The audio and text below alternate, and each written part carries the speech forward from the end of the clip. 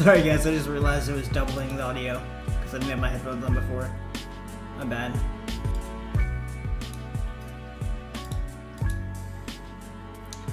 Alright, let's get started here. Probably gonna have to fix my mic or my camera. Let me just do that real quick.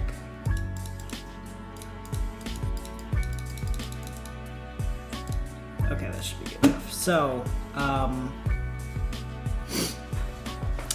welcome to today's, or this week's dev stream. Last week, we had a bit of an issue that was totally caused by me that I shouldn't have done. But last week we were working on the ticket. Where is it?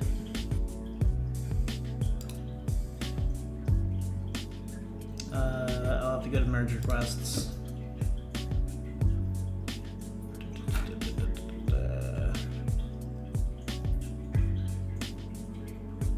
This one.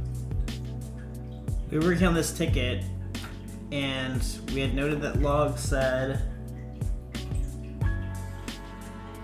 I guess I used to sign in.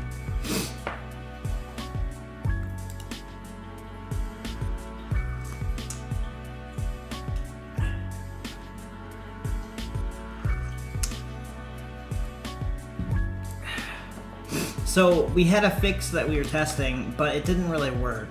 So let me open the free-to-play code base. What's up, King Kristoff? Welcome.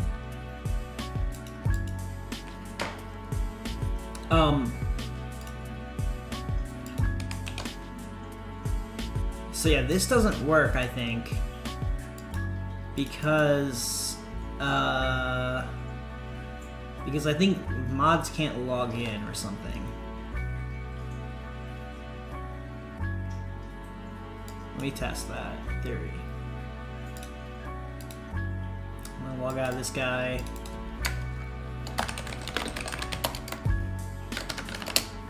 I don't remember any of the passwords. Let me see if I have them somewhere.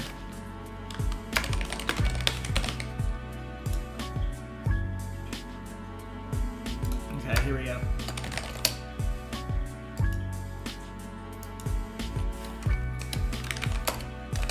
Okay, now this is a admin, so I was able to log in there. I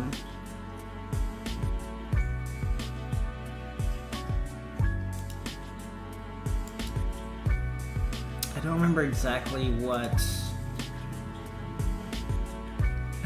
What's up, Muggle? Thanks for the comment. Appreciate that. I don't remember what we were testing. I think it was like. Okay, so Beast Fable, here are logs. Beast Fable, iSim login false. Is login successful? True. Loaded players being set. Let's look for this.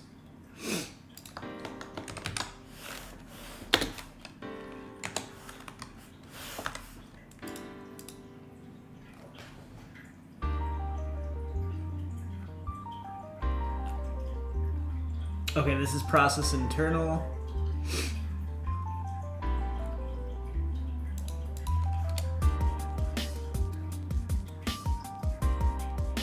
I wonder if there's somewhere we can see. Let's see this again. Hold on.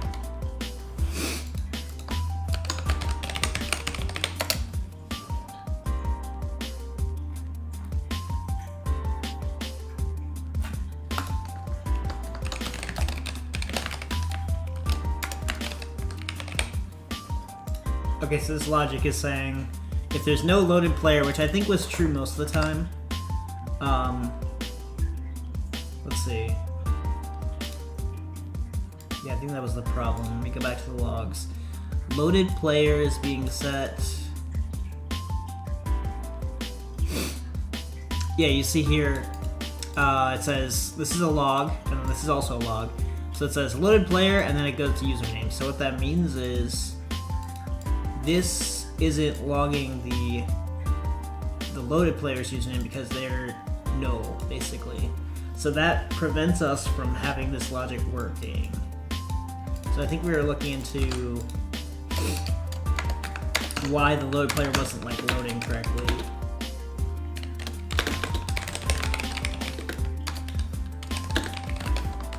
So I don't remember. Let's go up. So let's look for like, oh, okay, here it is. Loaded player is being set. Oh, I think I see the issue. So we're trying to get loaded player here earlier, and then later on it says loaded player is being set. So when we're trying to do this, it hasn't been set yet. So it's like something's out of order. Somehow process internal is calling after our code. So process internal has been called, and then what is this one? Is this process internal too? This is validate login.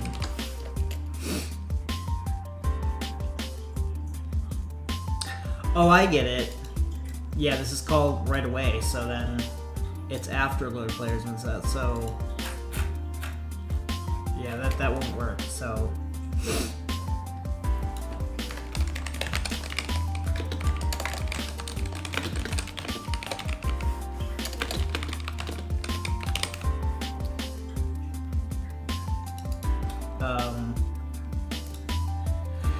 let's see. Player data.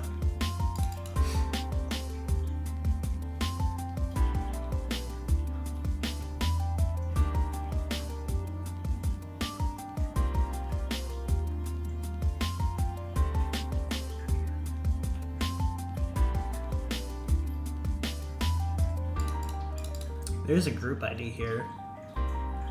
Is this getting set at some point?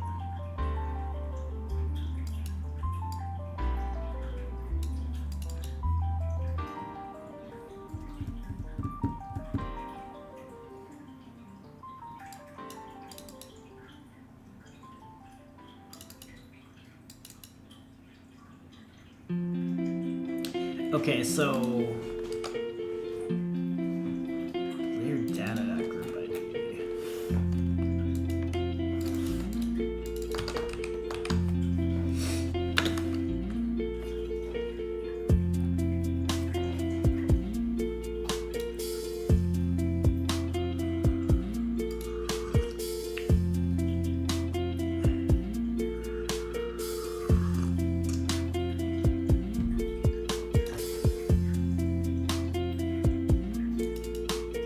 So we can get the group ID because the group ID is set here, which is earlier than what we're doing down here.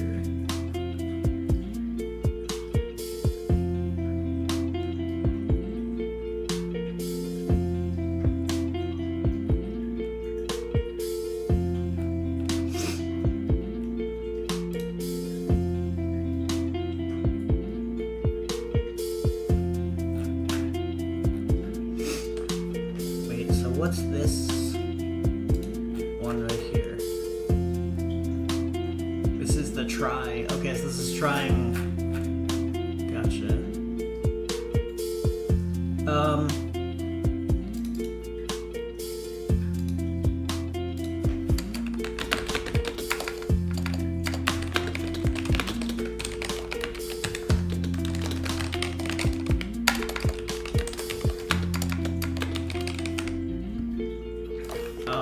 I'm gonna stop trying to get loaded player here.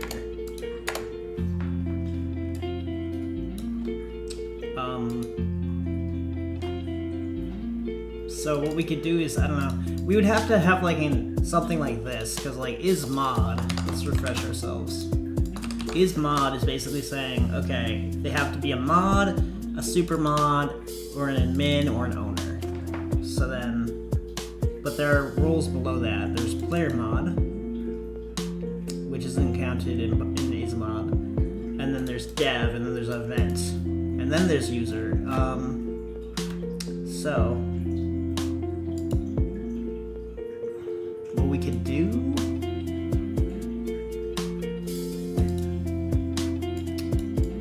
I guess first let's just like print out in the game console the group ID that we have right now.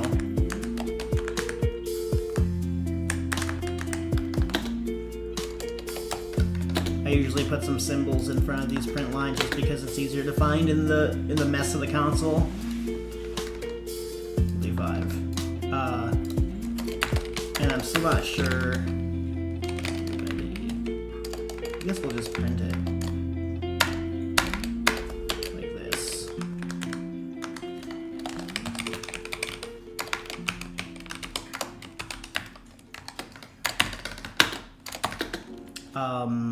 Not this.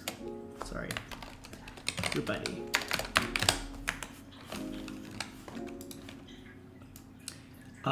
I've tried this in the past, but from my experience, none of it will render if this is like doesn't have value. I guess we can try it for now, and if it doesn't show up, then we know. It should work though, I think. So then let's see. But my idea is log it and then also say, like, we need an alternative to is mod. So the alternative would be group ID is equal to, let's look up here for an example.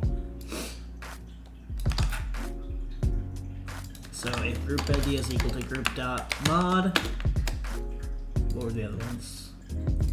Supermod admin owner.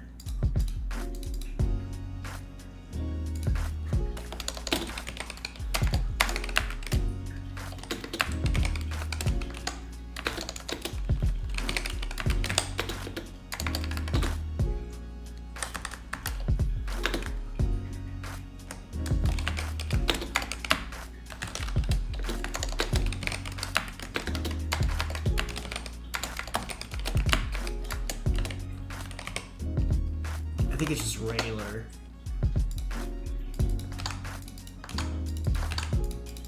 casing for group.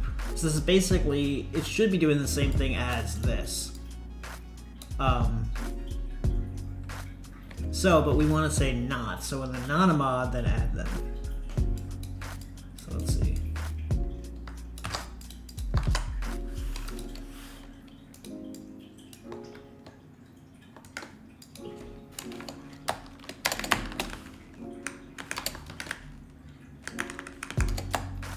If there's less, because we got player mod, dev, event, I think that's the same amount. It's still 4, including user.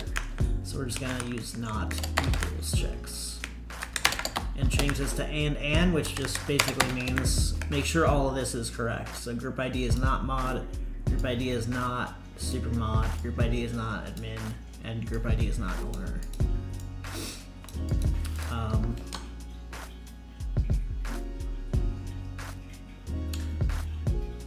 Let's just add a line here too.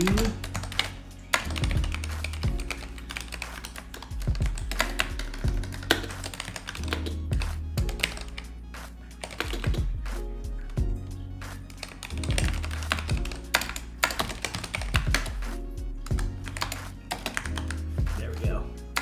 Okay. So let's commit this.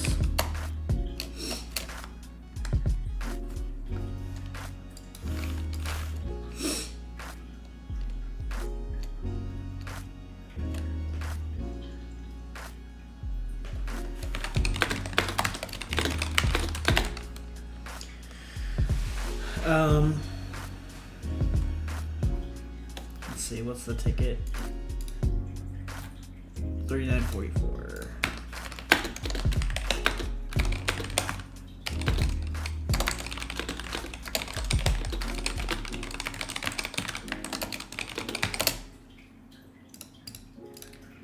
So let's open this. Actually, I think we can just, I don't know, I guess I'll open this.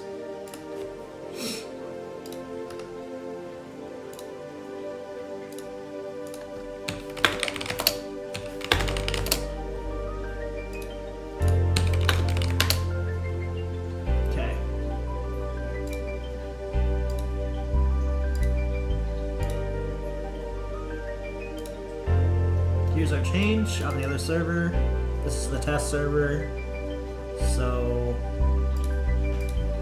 stop the server. It's just the test server. No one's on it anyway.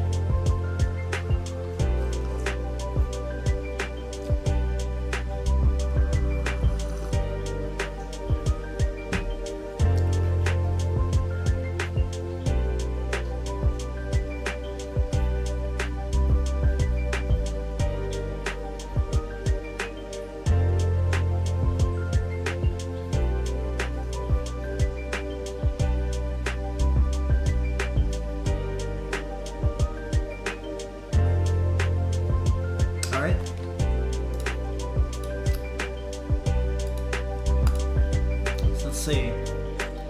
Process internal has been called. Username is B's failed. Group ID is 0. That's admin's. Is sim login. We can probably remove this. I think it's always false. Successful. True. Okay. But then it's not work. Wait.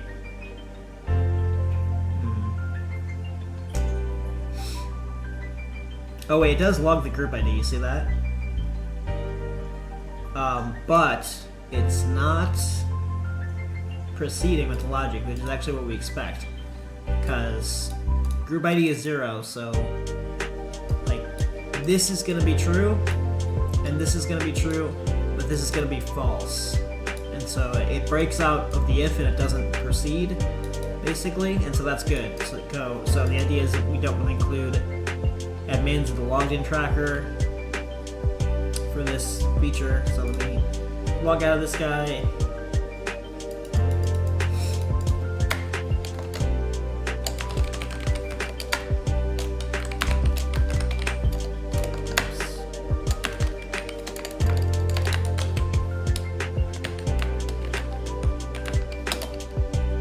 Damn, I don't remember how to do this one. Okay, I think that's it. Okay, so go to the console. That'll load. Adding player to logged in tracker. Okay, so that's good. So now let's set up like a few. Oh, also I should check default.com.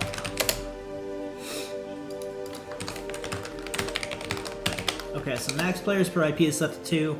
So I need to remind myself what we're actually doing though, like what we're trying to test. A normal user can't log in if an admin user is logged in for the same IP and the admin user fills the last slot. I see, so what this should fix is, let's run our single server.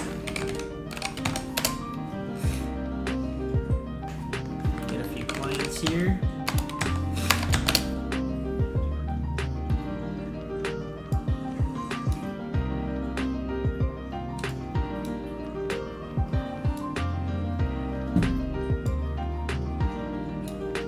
So, by logging into Beast Fable, BSAT Fable, interesting. If I log into Beast Fable,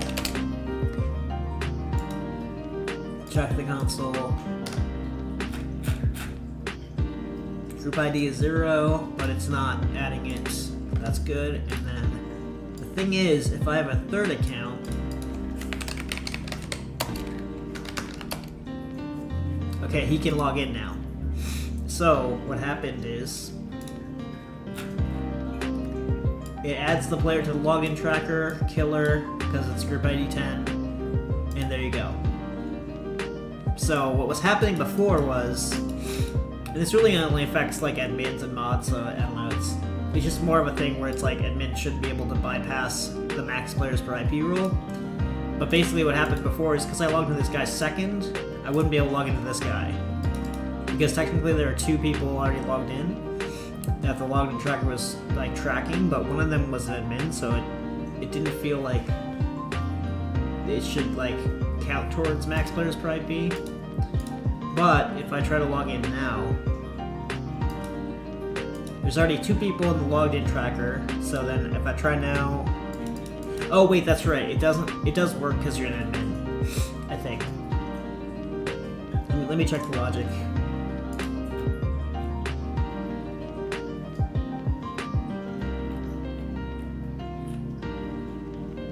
So if you're a user or a player mod,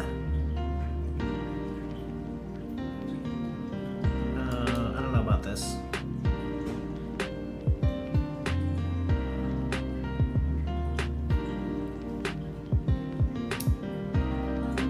Okay, if you're a user or a player mod, and your IP address isn't this, and the player's count, which comes from the logged in tracker, is greater than or equal to the max players per IP in the config,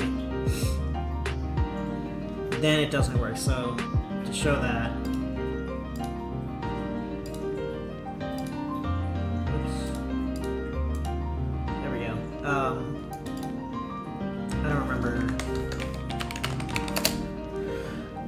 Oh man, I don't think we have any other player accounts from the test server. Let's see. Run selection. The fun part will be finding out what these passwords are. Tester1 is a admin. Test account. Okay, hold on.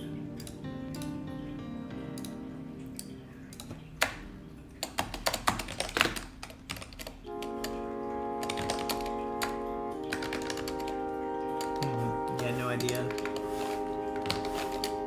Okay. See if we can find other player accounts somewhere. This guy, I think. I'll remember the password. Honestly, a great username. 123 you're dead. Someone should do that. Okay, this guy's an admin, I think. Is he? No, he's not. Okay, that's broken then. Char takes is 10, killer is 10. 123 you're dead is 10. Okay, so then something's wrong. Something's very, very wrong. Let's do a system out on this one.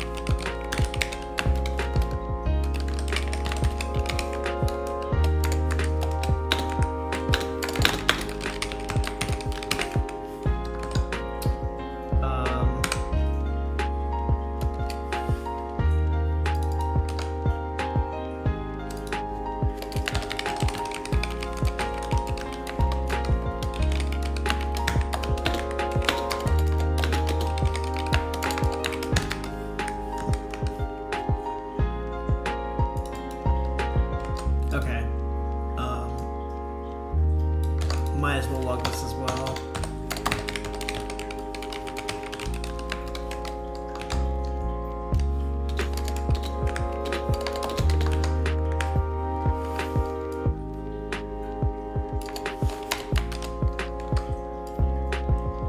Okay, that needs a semicolon. And then I'll just add a space here.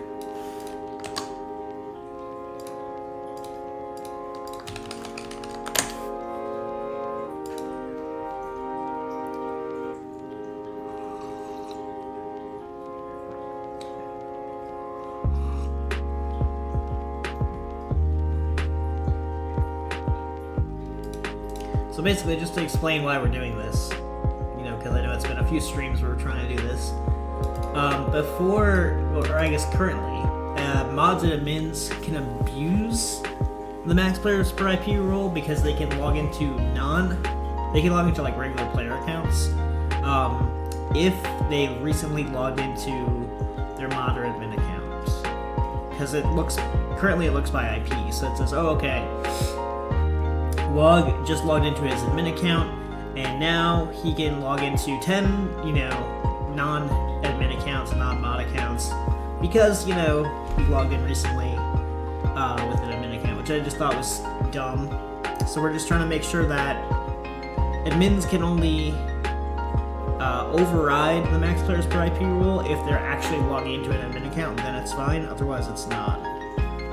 So, we'll try to finish this one for a couple weeks. Let's log into these accounts again. Oh, wait, they're still logged in. Okay, so max players per IP is 2, players count is 2. Yeah, so like if you're on an admin account, it doesn't count as like grinding, in my opinion. So, like you don't have an advantage over people. Then you're just like checking for botters, etc. But what I think is wrong is like admins and mods being able to log into multiple like grinding accounts, like regular accounts, that bypasses this limit. But yeah, it says players count as 2.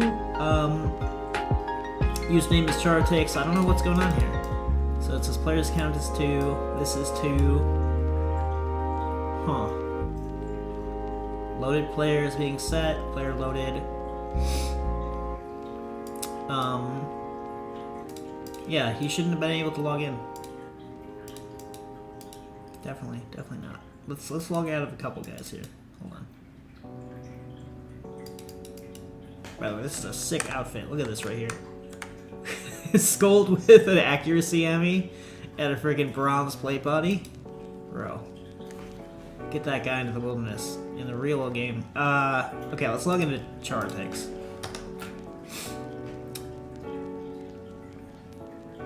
Okay, now players count as 1. Interesting. But it's not. I think, let's log out of all accounts. I want to make sure I understand this. Okay, so. Players count as 0. Aha, it's like behind by 1. Interesting. Oh, it's running before it adds the log name. I get it, okay. We moved the logic. Yeah, I mean, like to give you an example, like in Need Free to Play, currently I can log into, or I guess not Need for Play because I fixed it, but basically I can log into OpenRSC. If I was an admin, I could log into an admin account, log out, and then I could log into 10 different like user accounts just because I had recently logged into the game with an admin IP, like an IP that is associated with an admin. So that's what's messed up about it that I'm trying to fix. But yeah, I see the problem now. So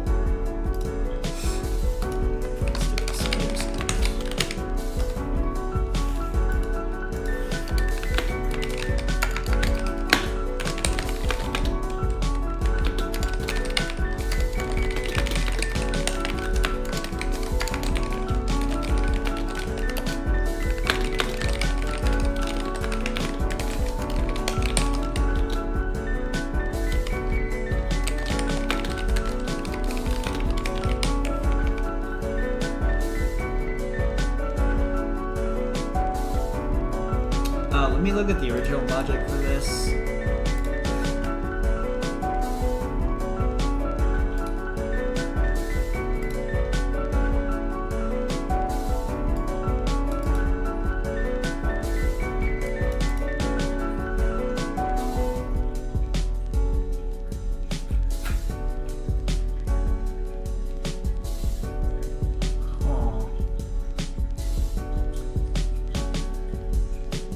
Well,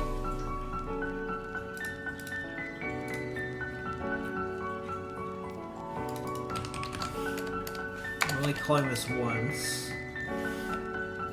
But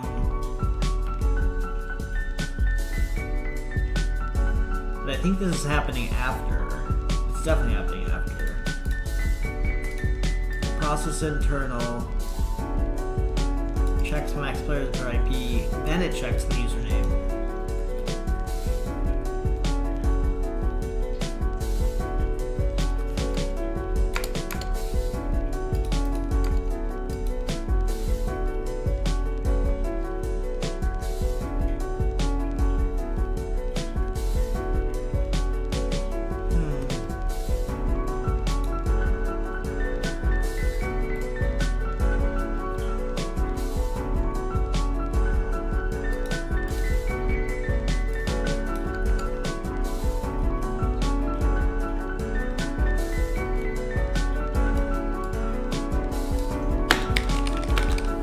Adding this like to the login tracker later, so it doesn't reflect. This isn't going to reflect everything that's in there because you haven't added the player yet.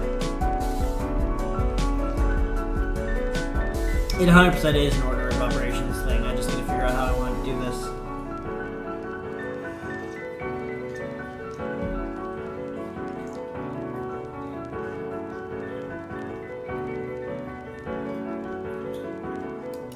Because it's all within a try, it's not even conditional logic.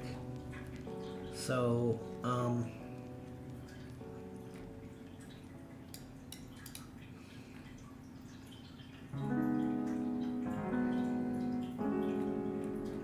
I wonder if we could just move this, because I added all this. I wonder if we could just move this all up here, like before the players count thing happens.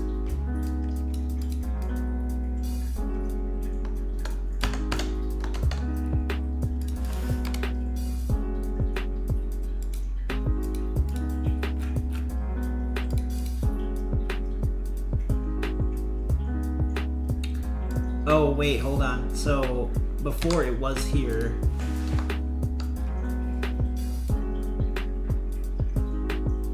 Oh, okay, I see. Yeah, we can't add the player before we confirmed everything's like validated.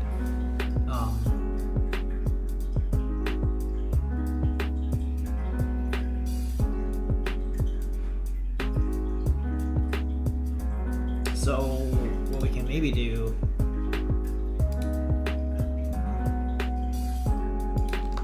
Let's undo that.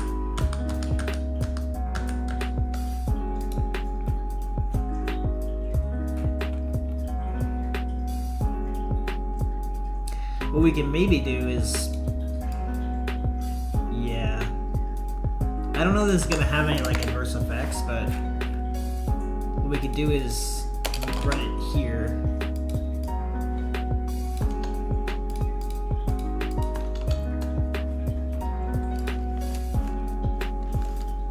What is this to do?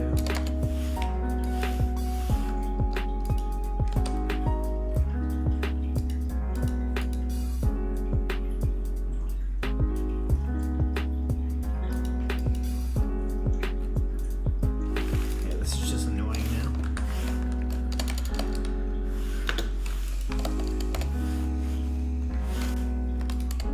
I think we're gonna try this. So basically what this does is it moves the check for a player breaking this rule to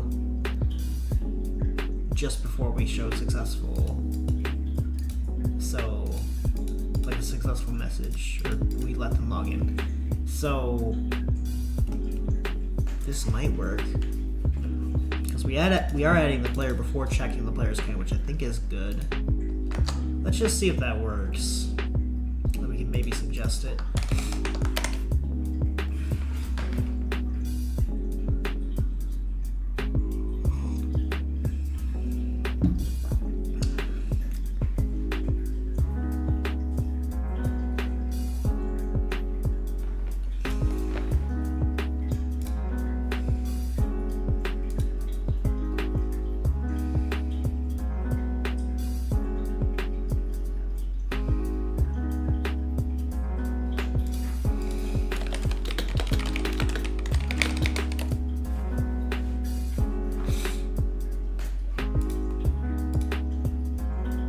Good historical screenshot. Let's log into one of these guys. So now it says players count as 1. See? Adding players to login trigger, players count as 1. So now I'll log into another one.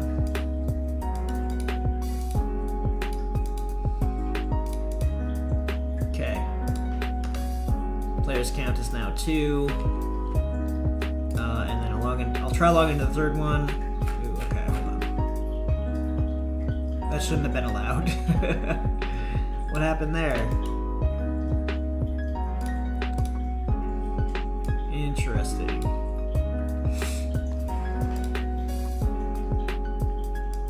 Yeah, players count is 3.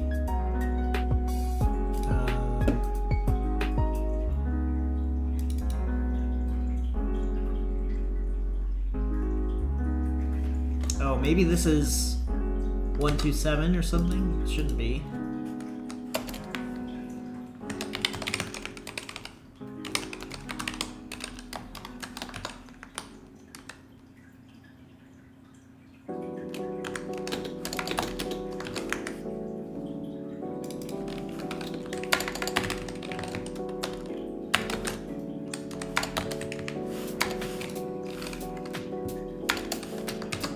We can remove some logs like this stuff we don't need. We don't care about loaded player anymore.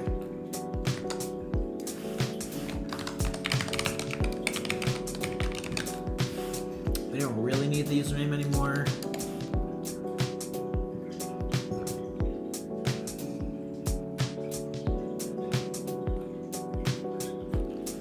That's a double reference to the group ID.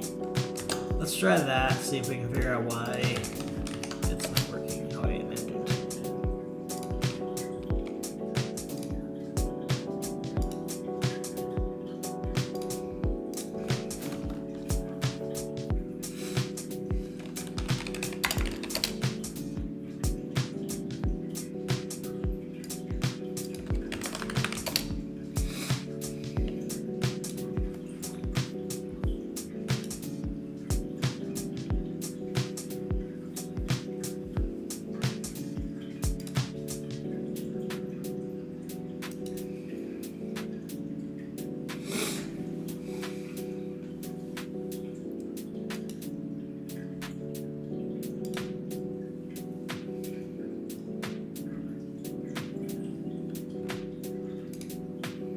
catching up on some Discord messages. Just give me a second, guys.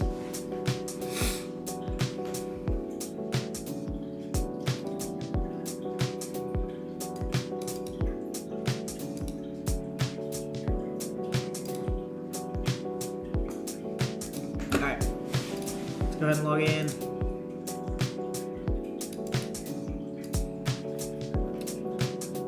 Okay, it does say that my IP address is this. Dang, that's kind of not cool. Let's remove that for now, I guess, because it's like checking if you're running this locally, which I guess it shouldn't prevent you from doing anything. We're just gonna comment out this one line, and it should work the same. I just don't want that to affect my testing. Shit.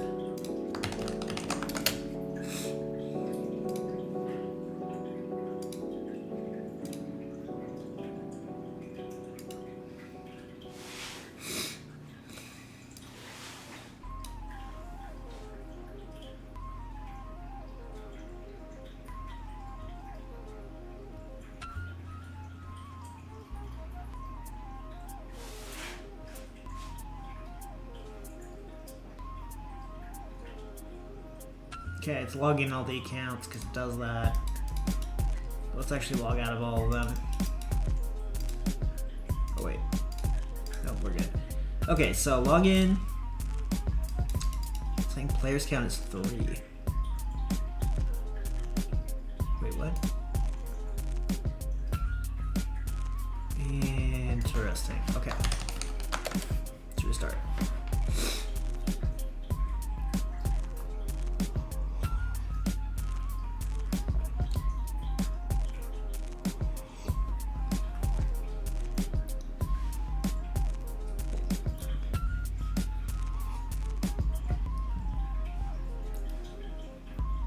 I don't know how players count was 3. That doesn't make any sense.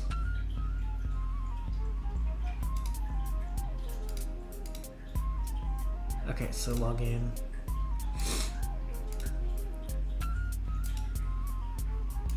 Okay, now players count is 1.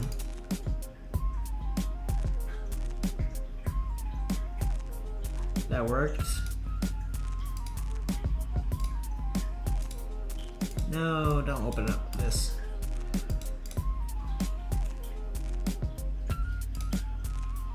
Wait, what? Okay, hold on.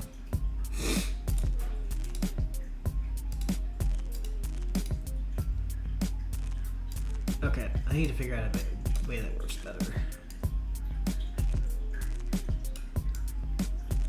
Here we go.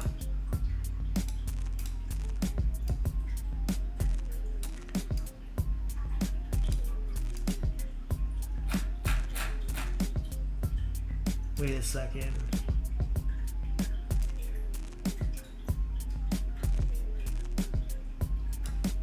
Players count is 2. How so? Okay, I need to figure out what's going on here. It should be like reducing players count when someone disconnects.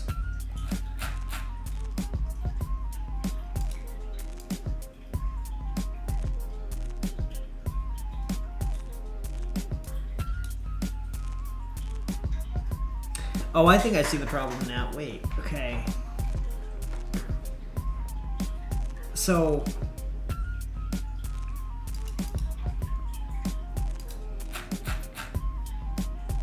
when I click login here, it should be player count 1.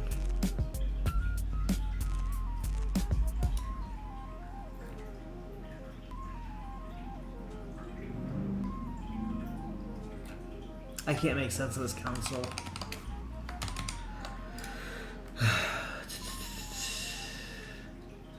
Players count as 1.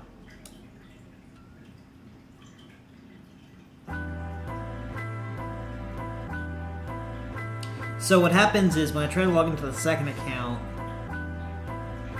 it doesn't work because it's already made it 2. So yeah, this is maybe moving this around didn't work that well.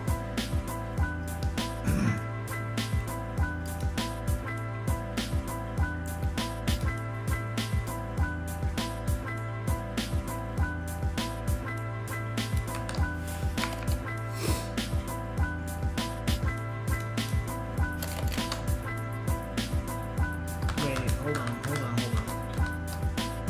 No, this stays here. This doesn't.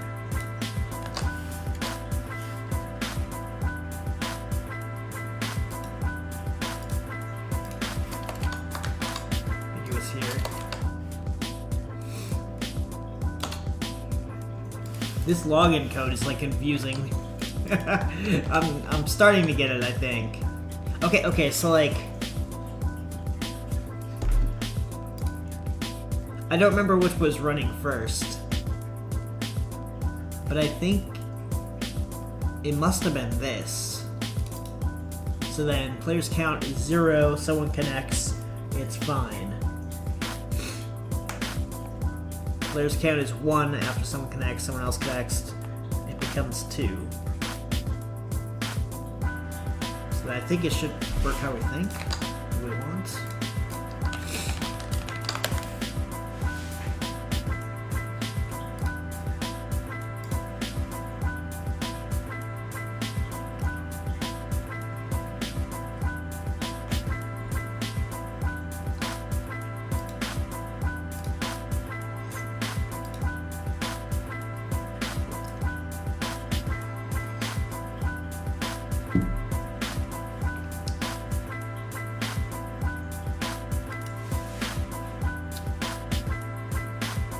Okay, so I logged in Chartix. So somewhere around here, process internal has been called, we can get rid of that. Players count is 0 as I connect, makes sense. Player gets added to the logged in tracker. And that's it. Now when this guy joins,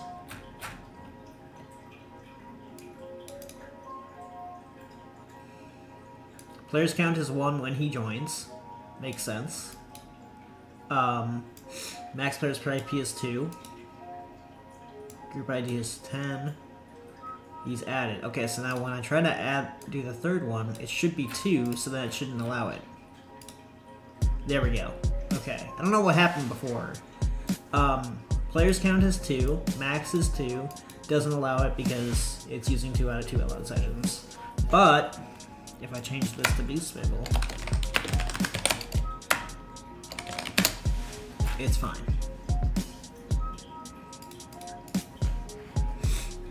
And if one of my characters logs out, oops, I logged out.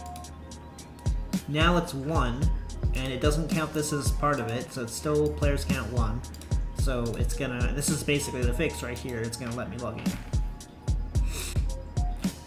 So, hold on. Players count is 1. Max players per IP is 2. 1, 2, 3, you're dead. Any player. Okay.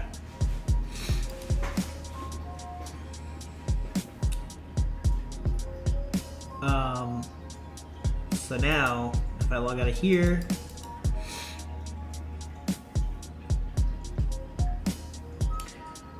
this might still be bugged. Let's see. Uh-oh. He's got 9 nines, he's fine. See what happens. Players count is 2, max players per IP is 2. Okay, cool. So, no matter what I do, I can log into this guy now, but I can't log into Chartix now. But I can log into Beast Spiggle now because he's an admin. Okay.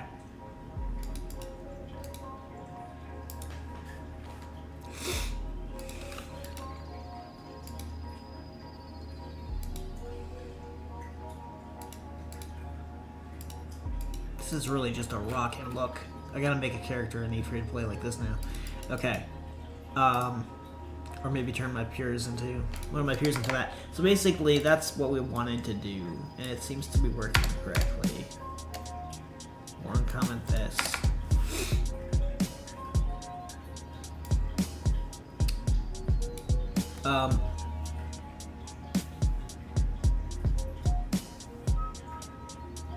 Should devs be included in this? That's a good question.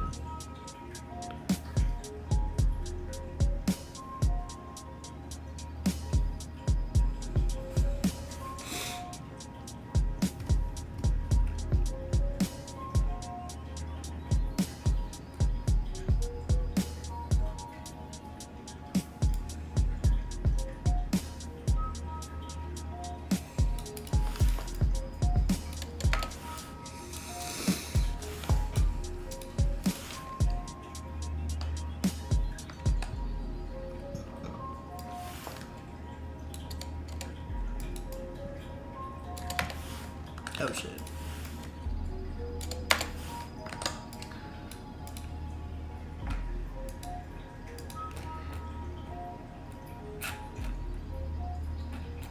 I'm trying to think if dev should be included in this now. This logic. Should devs be allowed to break the rule?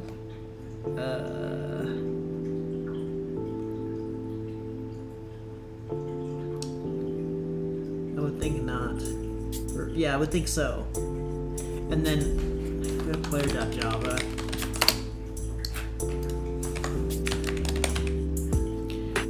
This is event thing is weird. I don't understand it. Yeah, I think so as well. I don't understand what an event user is. Group.event or isMod or isDev. So both of these though seems like they should probably be able to shouldn't count towards the total. So I think we're good. I think this is actually in a good place where we could probably just adjust it, update the PR.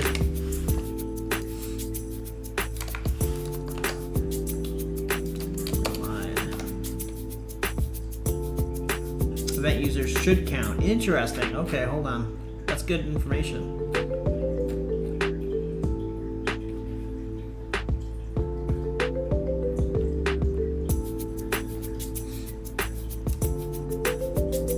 And also, I'll add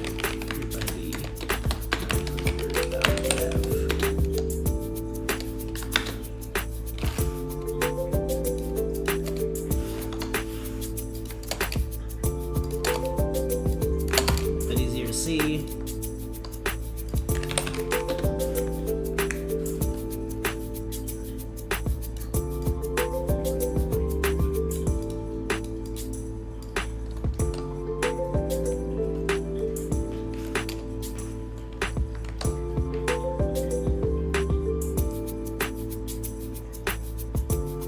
Okay, yeah, so then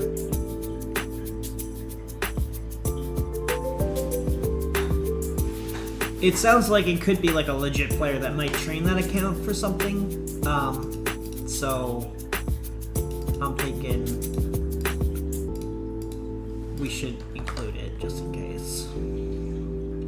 But yeah, if you're a dev, mod, super mod, or anything above that, and you're not counted in the player logging tracker, you can log in to as many of those types of accounts as you want. It's fine.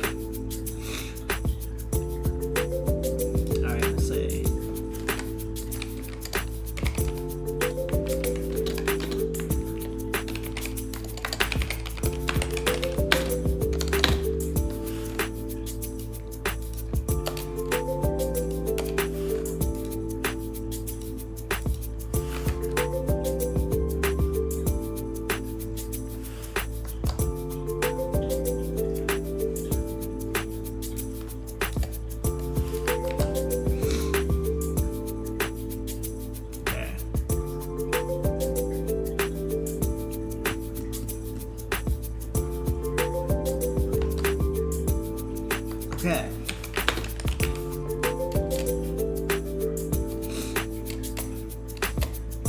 Okay, so let's just do a diff on login request.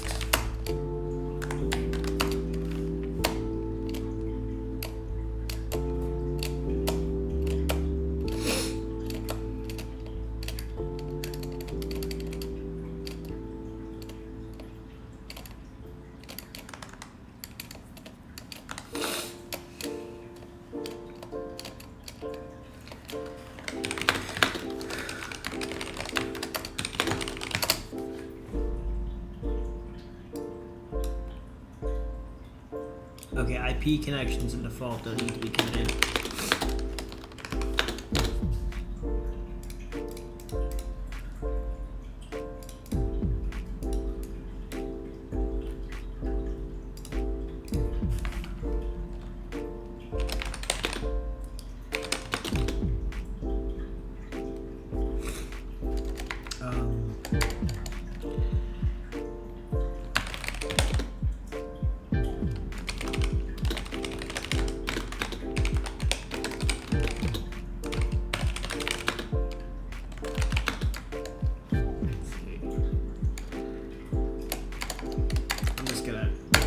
with it.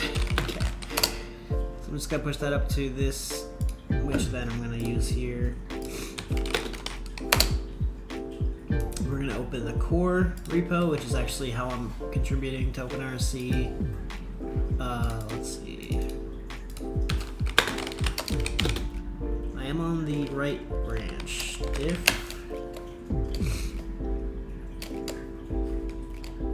Okay, let's just check this out.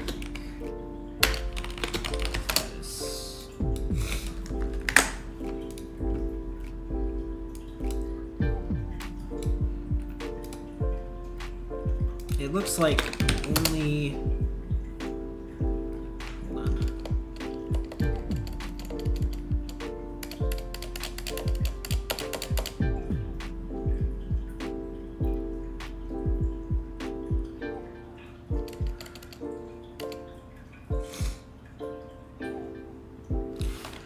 I just want to know what files changed, so let's do.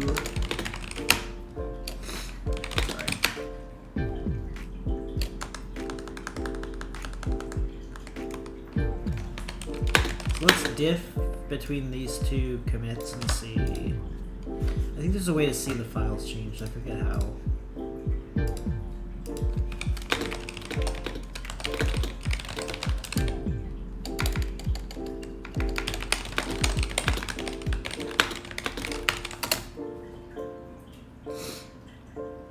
Name only. There we go.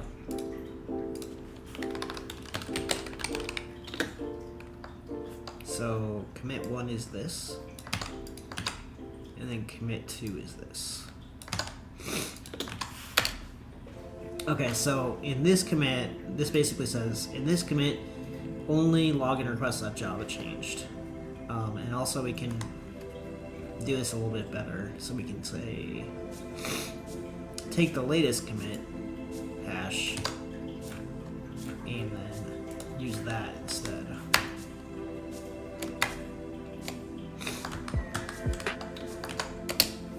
Okay, yeah. So from the very beginning, before we started working on this ticket, until now, the only thing that's changed is that one file. So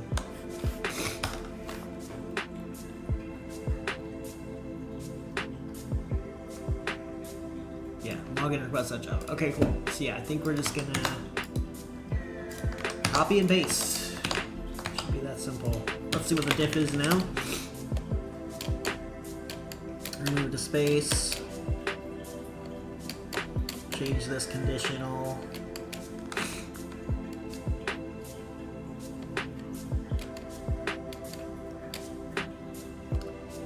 I don't remember changing this. Hold on.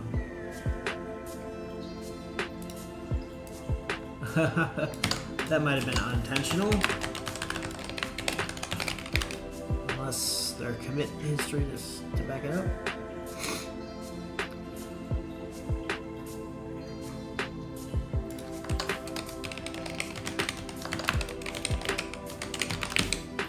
Is this even a thing? It is a thing. I don't remember changing it. I don't think we're gonna change it. Oh, before we do anything, you know what we should do? We should make sure we're up to date. So let's check this out again. Git fetch core main.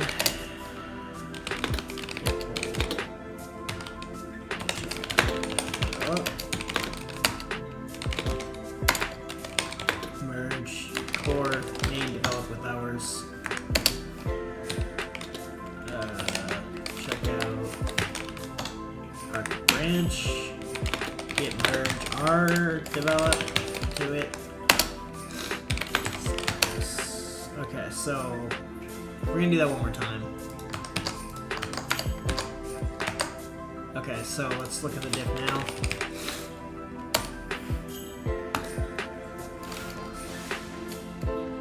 Okay, this looks good. Yeah, I think this is just old code, this catching part. That's like in Need Free to Play, but not in this repo, so.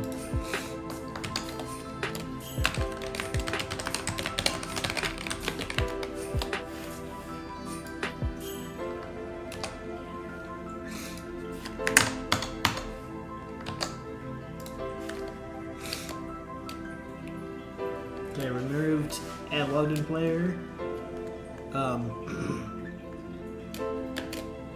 Add some logic to only do it if they're not one of those.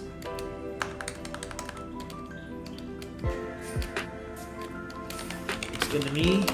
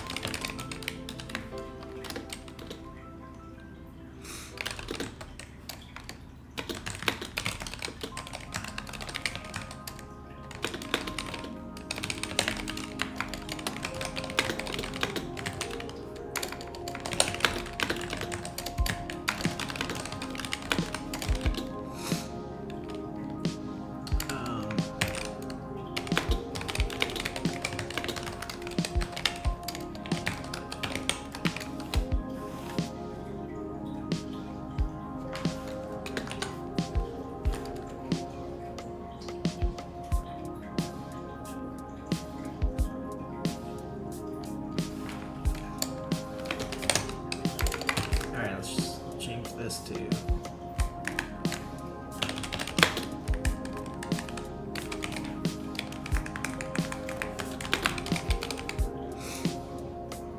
that's basically all we did.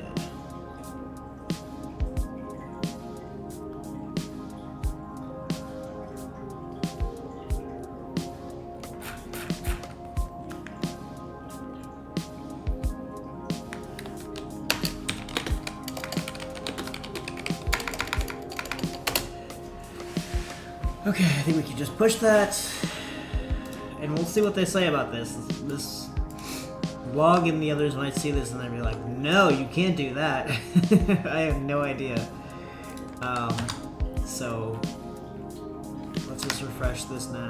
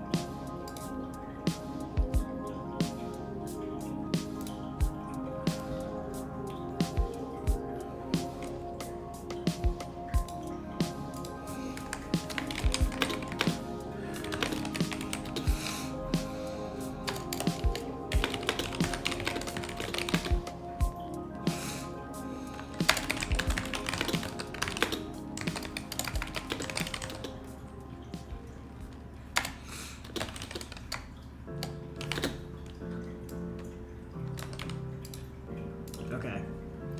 So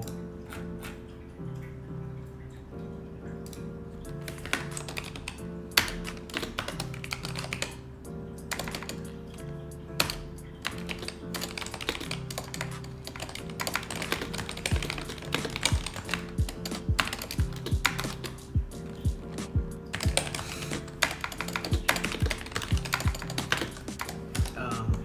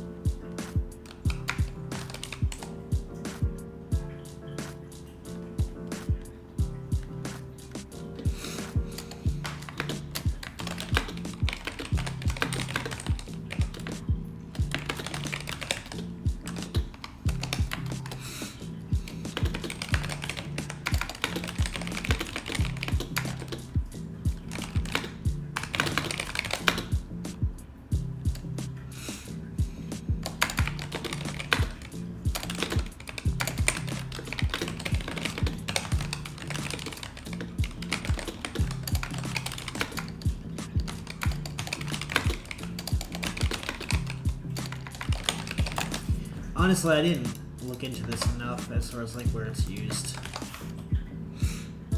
Oh no, I did. Ha! It's only used. Wait, no, hold on.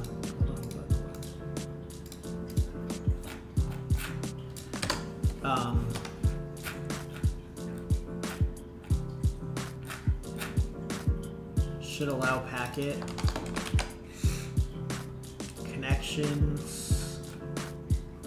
Should allow connection. I would assume that's login.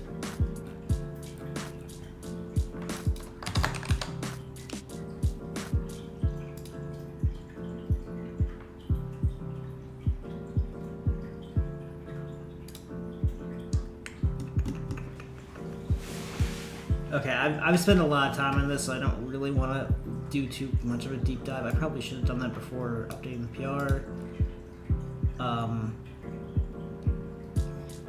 It checks if their host is IP banned or something.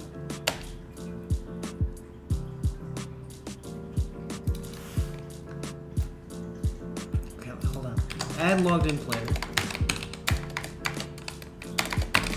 Stop looking for this. Synchronize logged in tracker. So this is for removing logged in players, adding logged in players. Get players count. This could be used somewhere. Recalculating logged in counts.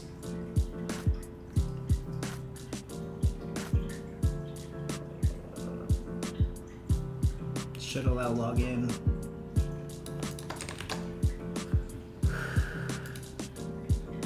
Okay, so what this could do is it could prevent devs, mods, admins, and owners from showing up in like the logged in counts, which, you know, log might not like. I don't know.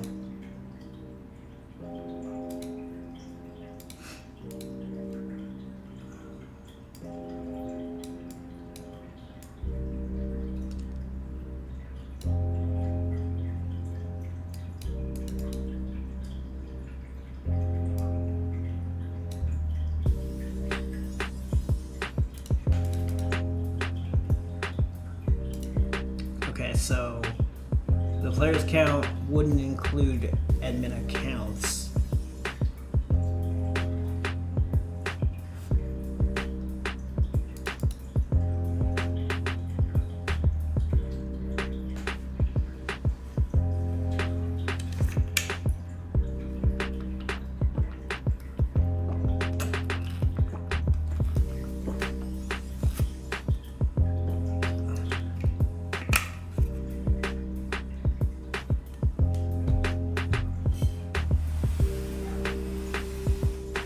I think this is good because, like, if they have one character logged in that's not admin or mod,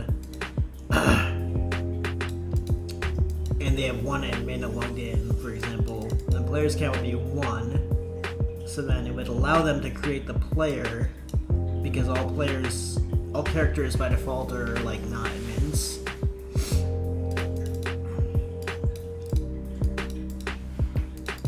So that looks okay.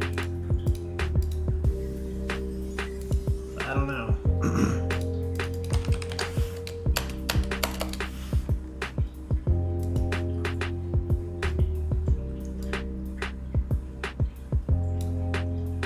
So this message won't include their login players or their admin players.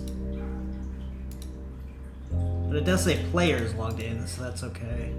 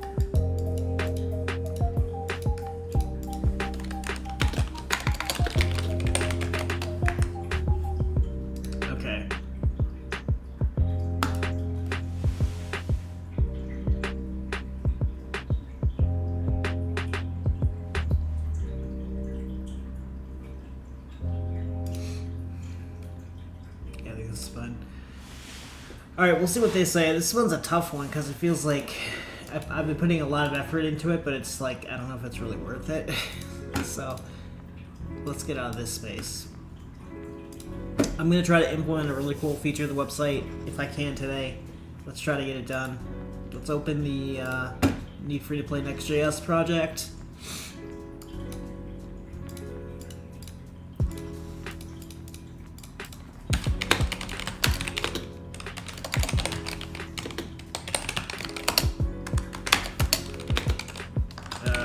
Is it main? Yeah, it's main.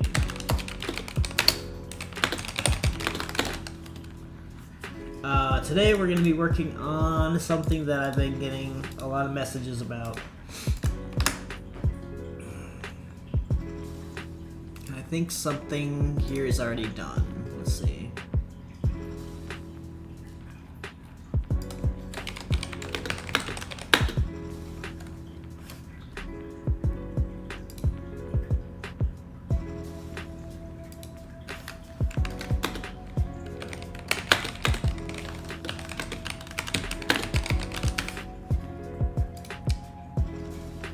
Did update the MariaDB password on production.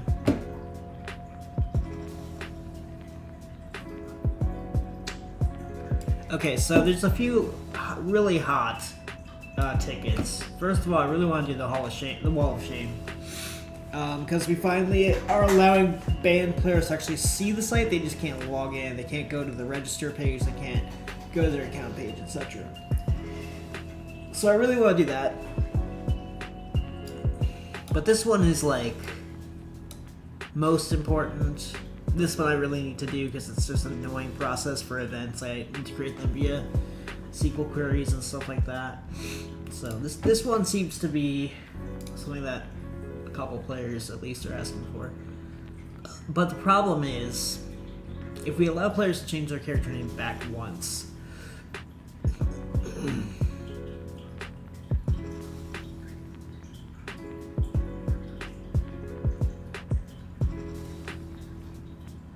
so basically you can change your name to something else, and then you can change it back. But once you change it back to what it was, you can't change it again. I don't know, we can also like allow it infinite renames and just say you can only do it once a year or something. I don't know.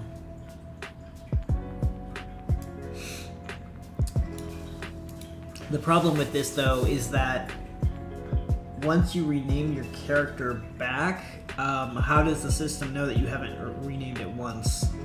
So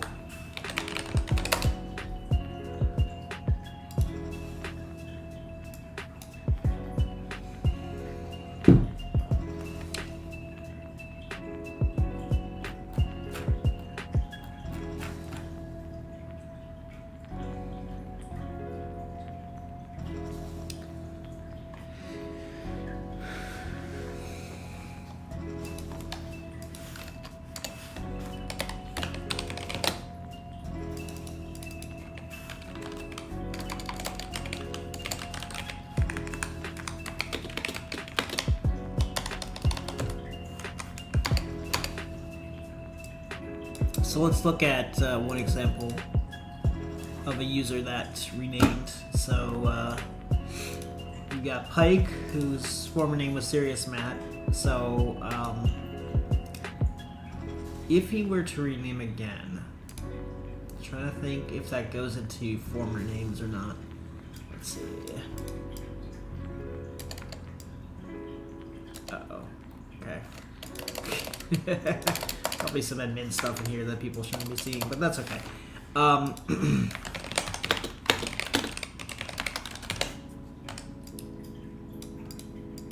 Let's see if this has any data in it at all. It doesn't. Okay, so I think we probably need to configure this or something.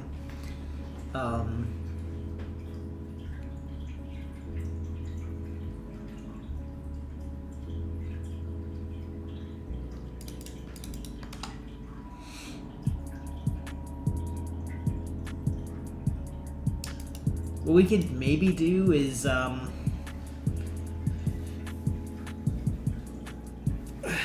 what we could do is when they rename back. For example, if this person says, I want to rename back to this, so then their username changes back to this, and then their former name would become like something like renamed max amount of times or something like that. So then you could check that.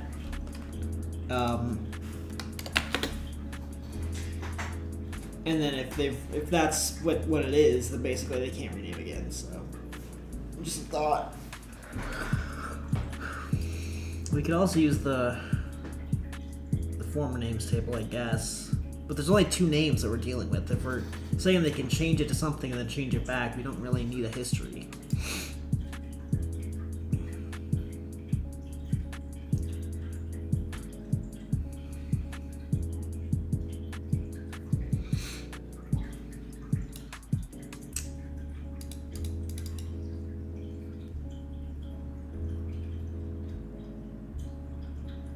Or we could add a column that says they've renamed the maximum amount of times.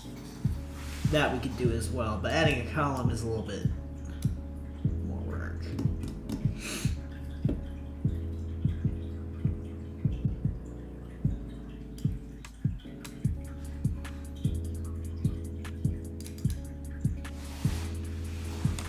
The problem with putting this into former name is that they won't have that history that would show in the modal that says your your former name, which now is like not your former name, was this. So I don't know. I think we'll just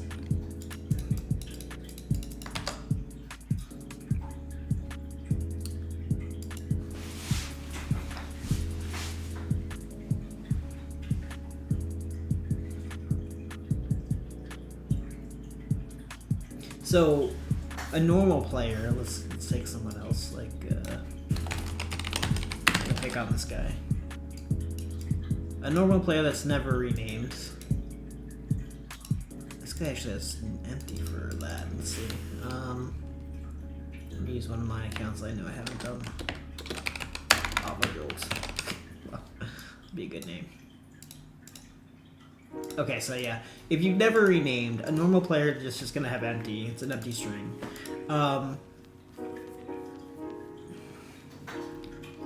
So I guess we could also make it like null, because I don't think we have like any nulls.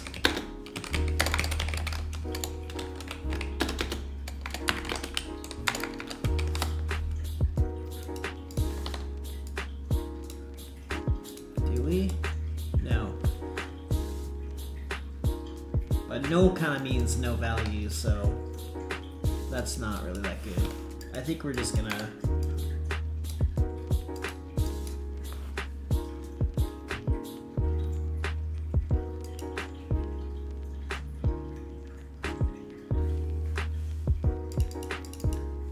wonder how long this can be.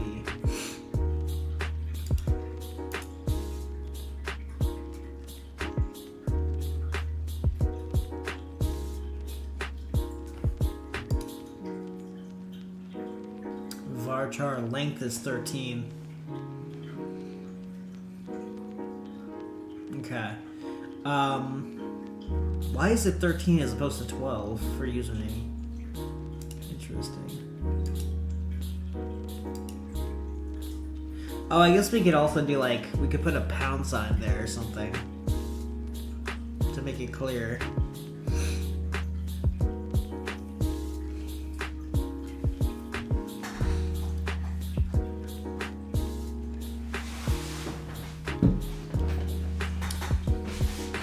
All right.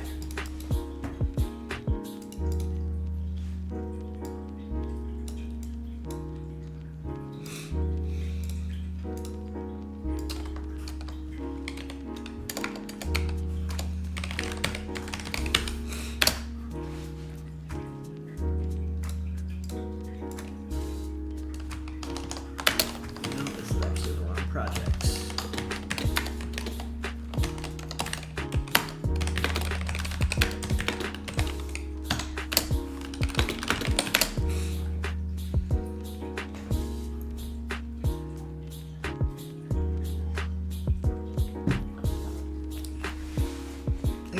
any's. Alright. So basically, oh man, it feels so good to be in React again. I've been in VB land, VB.net, in web forms for a long time, so it's gonna be nice to be in React.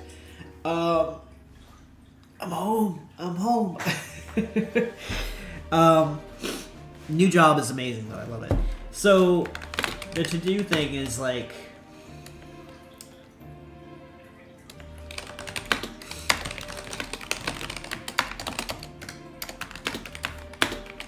if former name is empty, default, allow rename. Already doing this. Check mark. The other thing is, if former name is equal to something,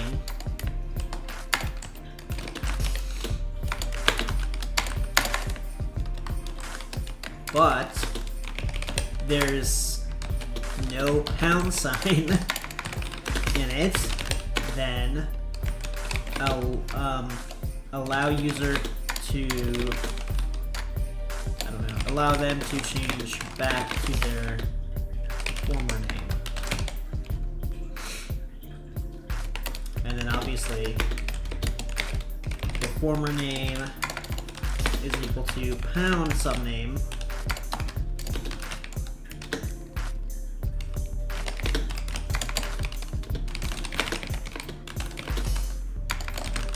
So basically, if there's no pound sign, because I don't think you could actually create a new account with a pound sign. Like, I'll try to do it right now. Or, I'm sorry. You should be able to rename to an account that has a pound sign in it. So let's see.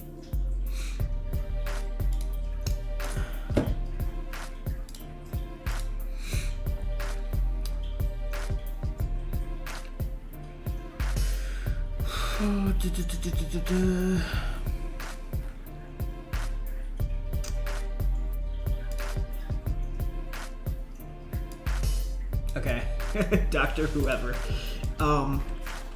Pound sign, my name is. Submit. Your account was renamed successfully. Let's see if that worked.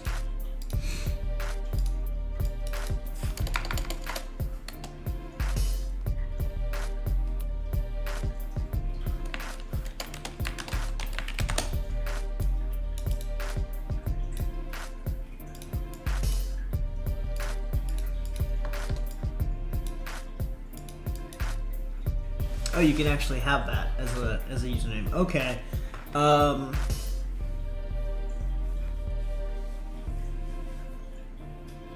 Let's see.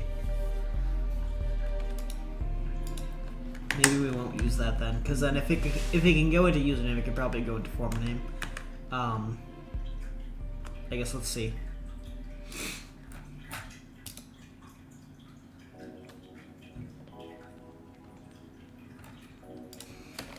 Hashtag test it, baby. Yeah. There we go. So, interesting. Your account name can only have letters, numbers, underscores, and spaces. So why does it let me rename to something that has a symbol in it?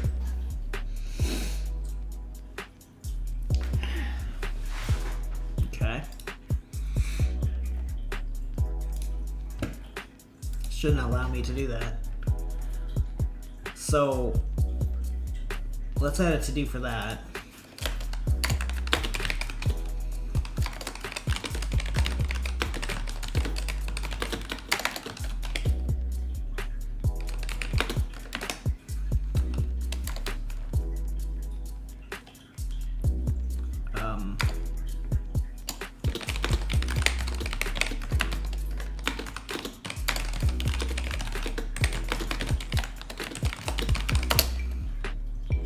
We need to fix that, but then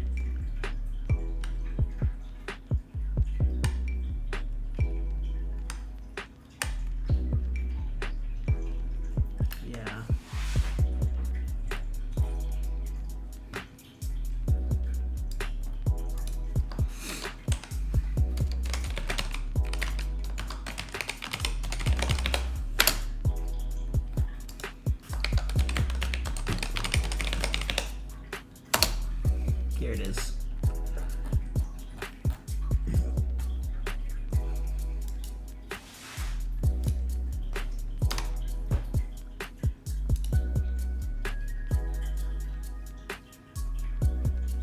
Okay, that's sanitizing the password.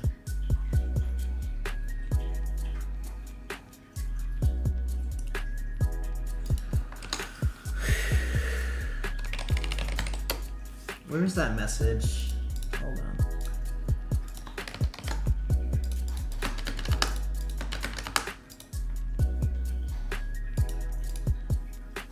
Your name? Yeah, where's this logic coming from?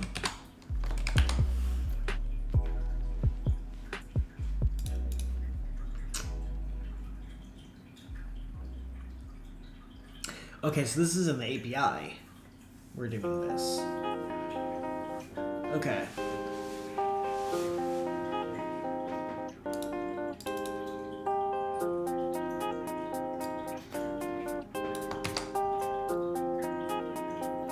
So I think we should actually update this then. But don't put it here, put it here.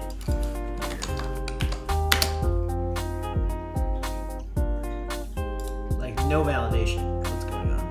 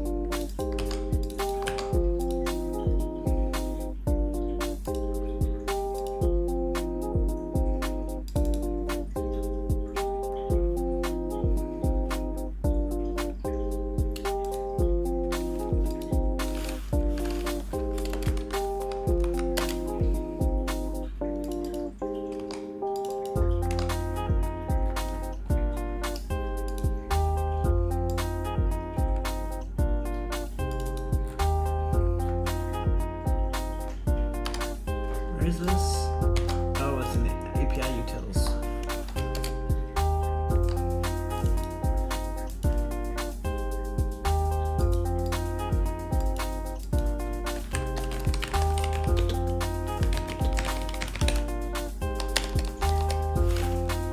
I think we need to move some stuff around.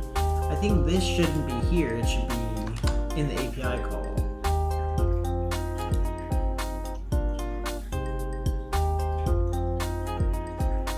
Because it can still be printed out to the user.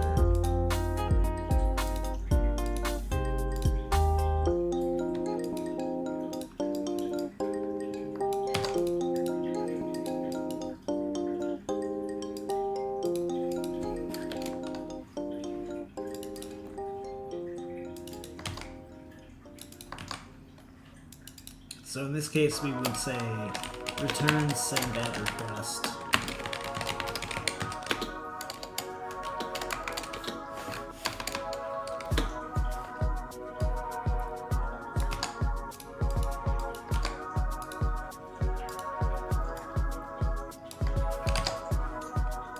And I have to do here the same.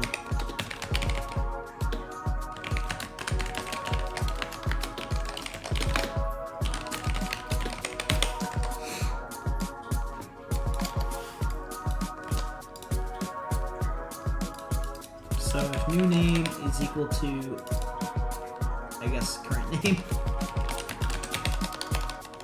then we'll allow it.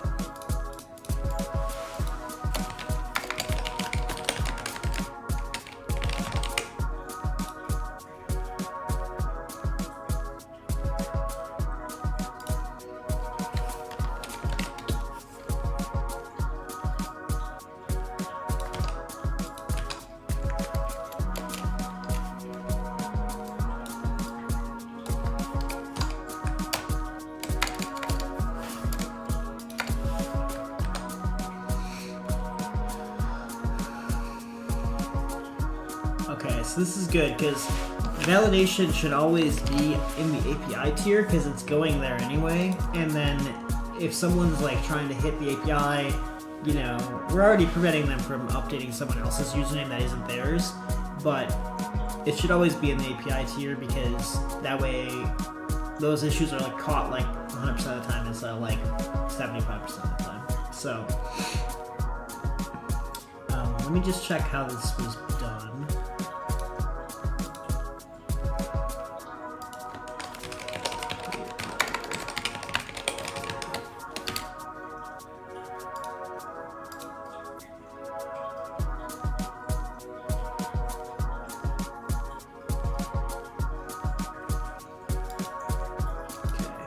So we have a, wait, no, this isn't it. Yeah, we have a catch here on this API request. So I think we just need to make sure we have that, which we don't. Do we? No, we haven't.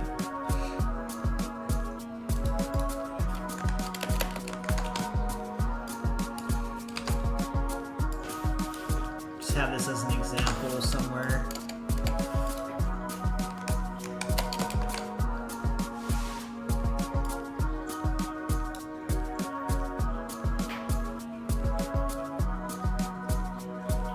See, like, this is also a bad pattern that I'd like to get rid of, where it's like, we're not even reading what the API is sending back to us. We're just assuming, oh, this must be, you know, this must be taken or something, but really we shouldn't be assuming this in the user or UI tier. We should just be having the API tier just tell us, like what the problem actually is, and then we just return it. So...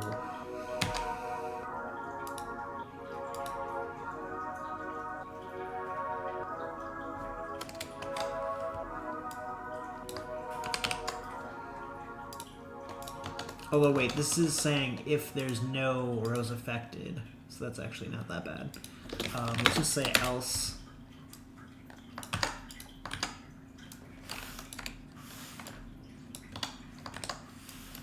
And then we don't need this. I guess we don't need it twice. There we go.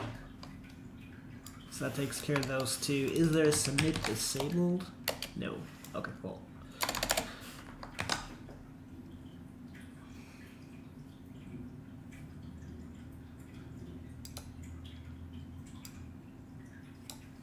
I think YouTube is asking me if I'm still watching. Oh no, it's the end. Okay, cool. We'll just play some random music.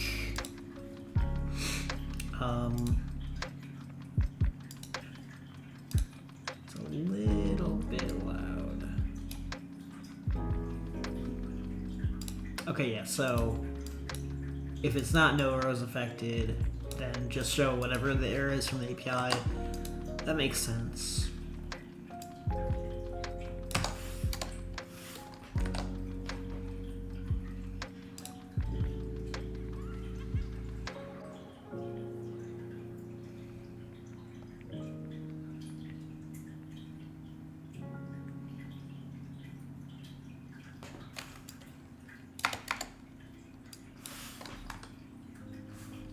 Yeah, we should be good here.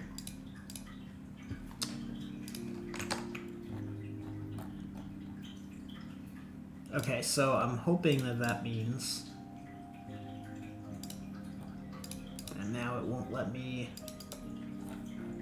rename accounts to like weird things. Doctor does it.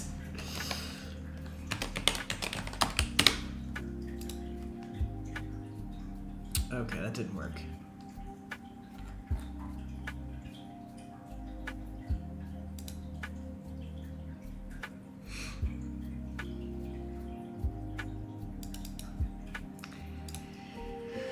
Let's see. Oh, I'm using needfreetoplay.com, that's why.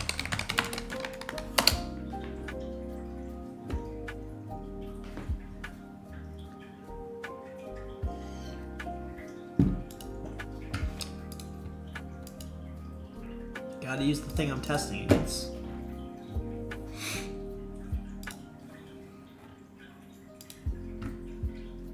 got a black rare lobster. Guys, check him out. I gotta add more of those characters at the bottom.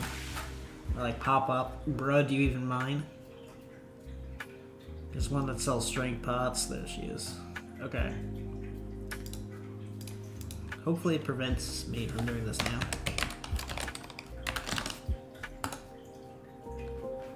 Okay, so it doesn't matter how many times I click. Okay.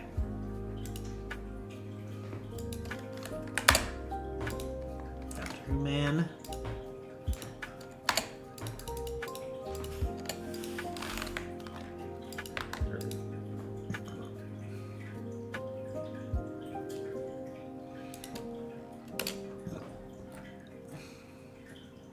Okay, that's better now. At least now we're not allowing people to rename their accounts to like things that contain symbols. It doesn't really matter because when you log in, RSC Plus in most clients just ignore the symbols. So like if you just put in my name is in this example, then it still works. It logs you in. You don't have to enter it because symbols are basically just ignored when you log in. But that's better. So now let's see what we can do about this. So Dr. Man. You have already renamed your character. So let's see if we can fix that.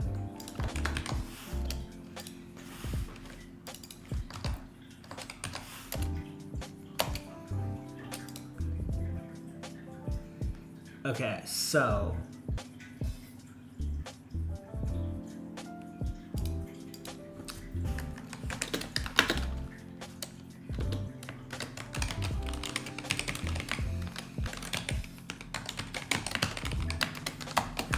if it starts with a hashtag, then,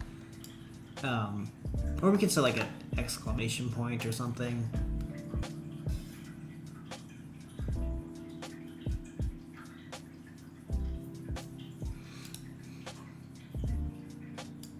What would be a good symbol to indicate that they can't rename anymore?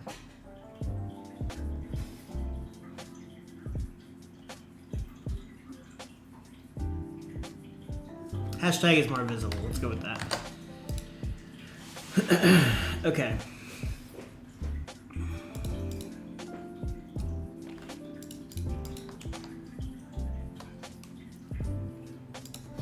Let's say player renamed once equals basically this.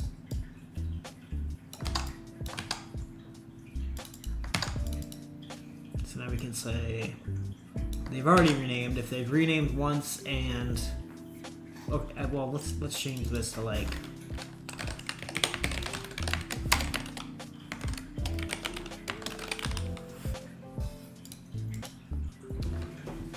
yeah, I think a hashtag works fine. I'm just thinking of something that might be easy to find later.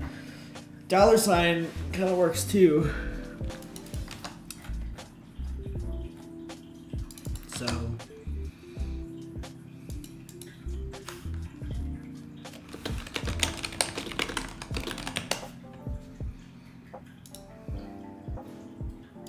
I'm thinking about removing this part because I get a lot of private messages. Can you rename me even though I've already renamed? It's like, stop asking me.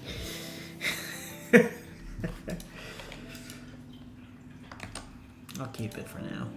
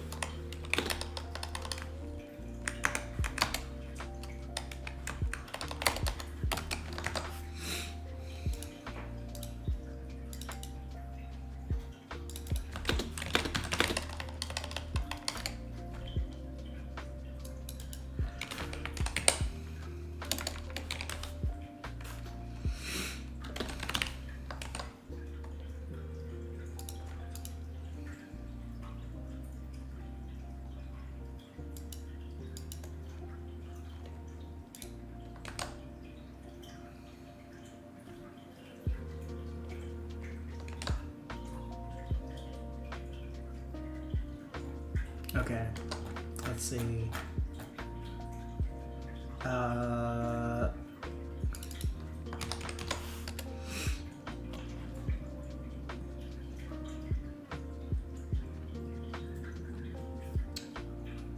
We'll say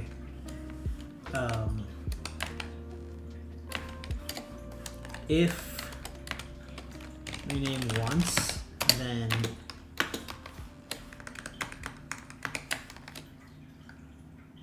oh man, I'm already forgetting how this stuff works. Oh no, that's good.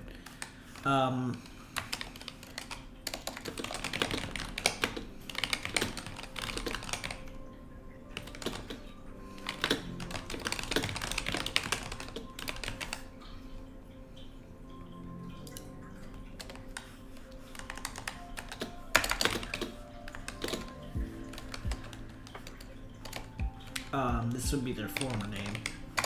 So let's see.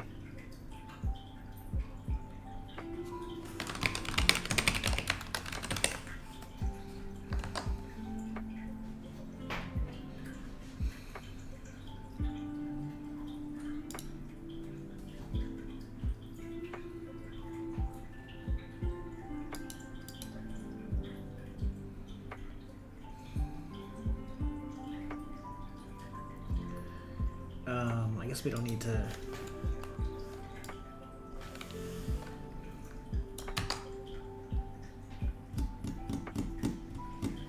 Yeah, I think the UI is going to be a little bit different if they've renamed once.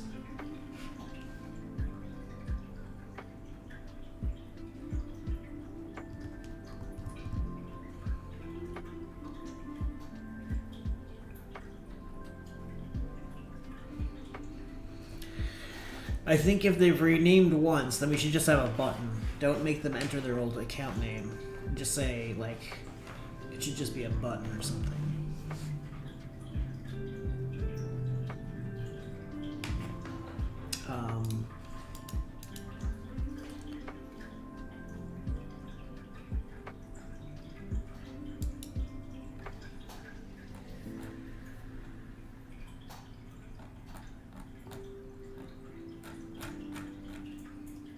I guess let's create a new component. Rename account mobile body, which will be used by this.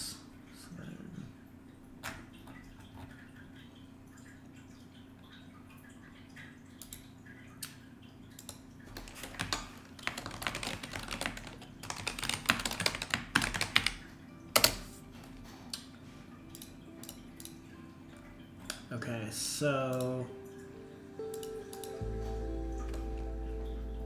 not sure what the props would be yet, but what I'm thinking is a body would help at this point because we have like a few things that we have like 3 different UIs that we're using for this modal, so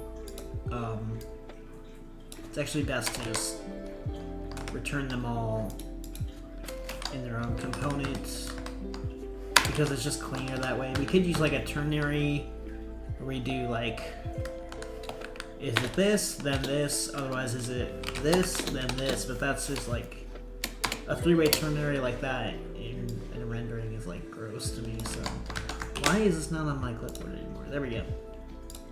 Okay, so if player renamed maximum amount, I guess that's one of our props.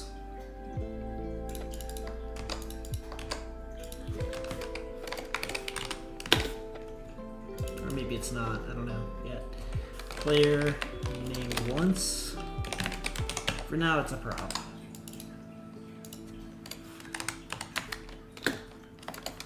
So if they rename the maximum amount, then we return this.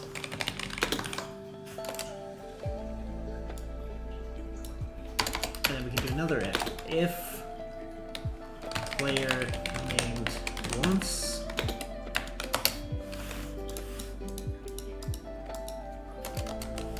then we'll have a new UI.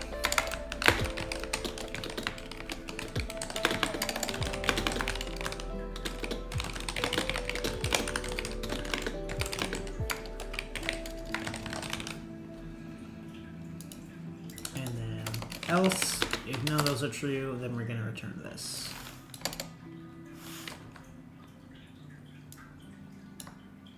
So let's copy this as like an example. Oops.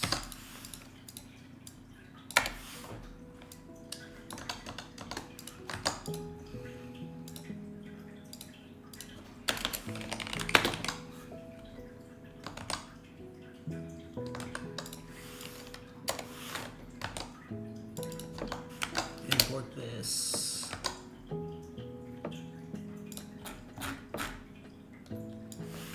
Oh wait, that's not what I meant to import. Oh, okay, hold on then.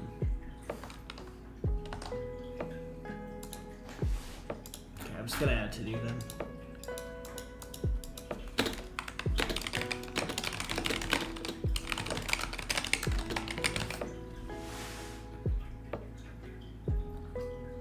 Okay, let's change this back then. You can only rename an account once.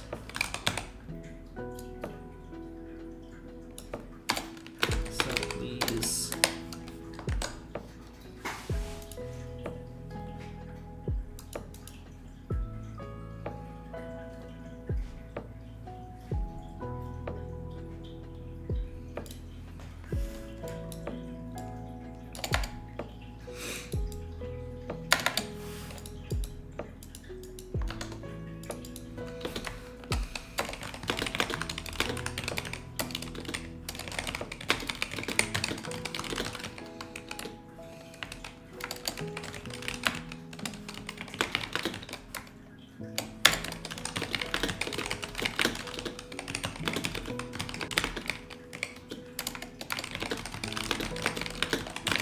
This is like unnecessarily complicated. I'm starting to wonder if I should just allow people to rename, but only like every 6 months or something.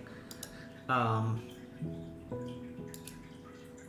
don't know. I don't like the idea of people changing their names a lot because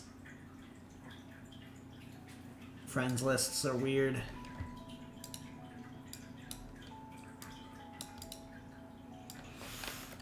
So this information isn't necessary now.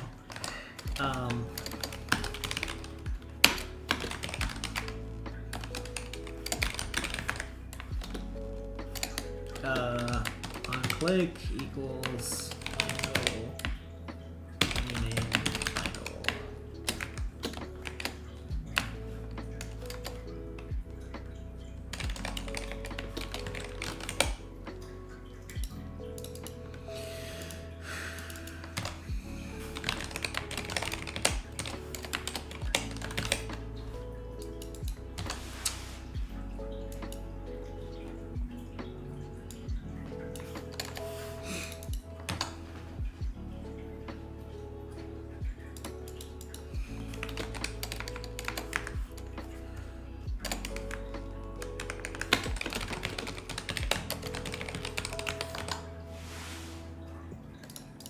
Okay. So const restore. I don't know if this would actually exist here or not.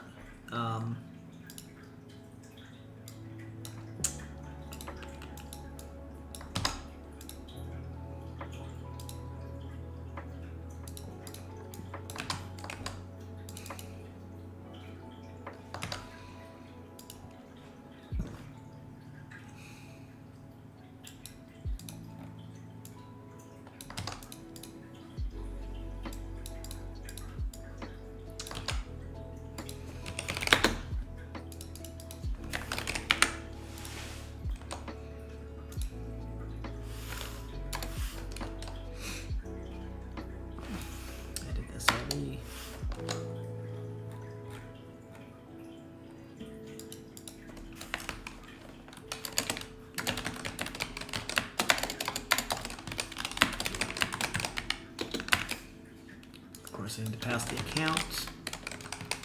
But the rest of the stuff I'm not sure about. Let's see. Is it still needed? Yeah, it's needed for has form, so that it can't live somewhere else. And then renamed once is needed for that. So yeah, okay.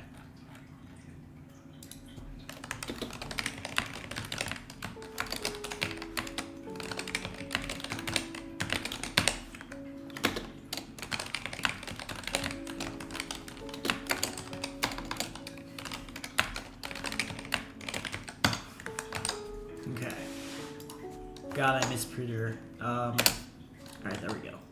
Account. Player data row. Oh, okay, hold on.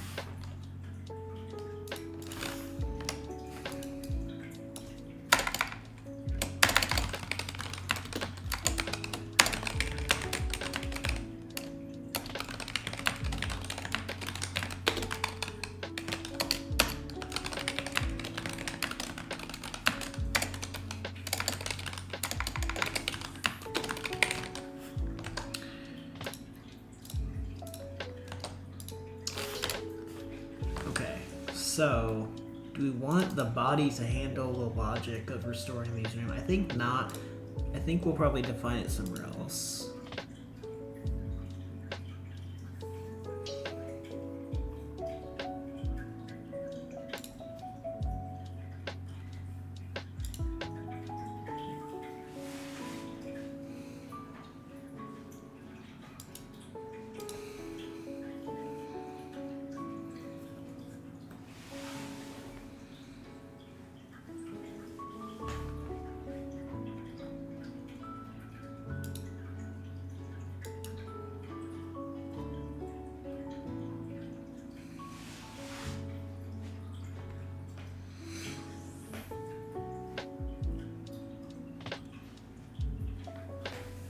Okay, sorry, just catching up on Discord messages. I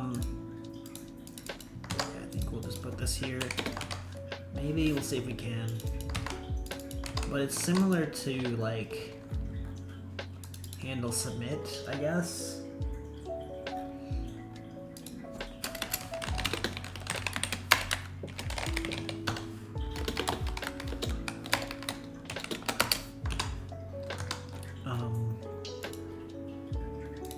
For now, we'll just say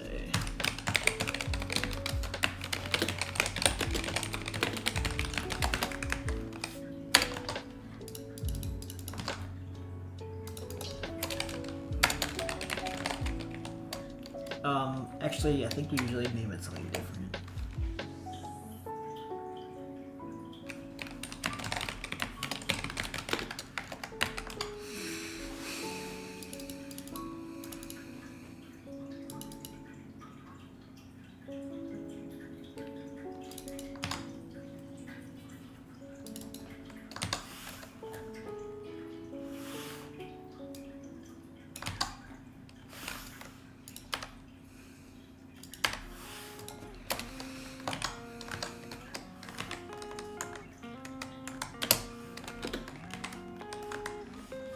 I think there's a fancier version of this. We can do that, but we can also do like... Oh man, it's been a long time.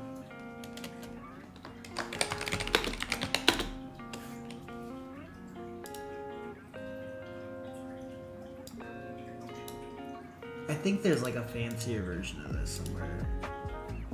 Maybe not. We'd see it eventually.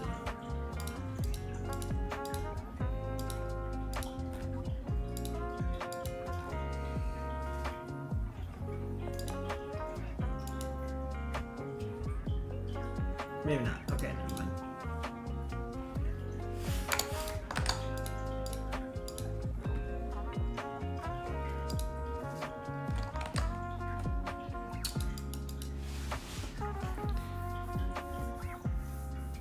Okay, so...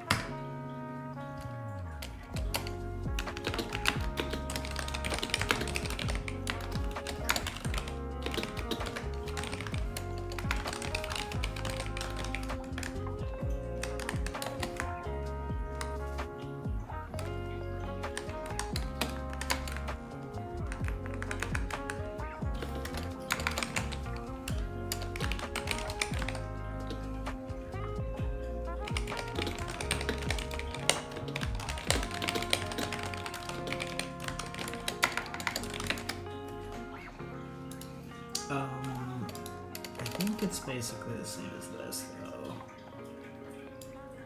So new name doesn't exist. We'll say it's not even a form event. So I don't know if we have to prevent something. So I think we just do this. Right? Because we have a user ID, we have an account ID, we have a current name and a new name.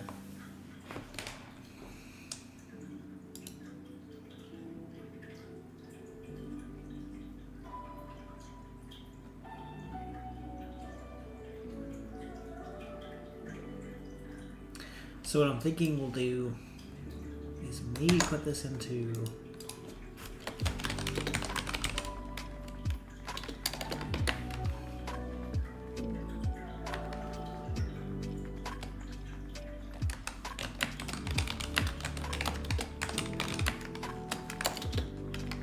so that we can reuse it in two places.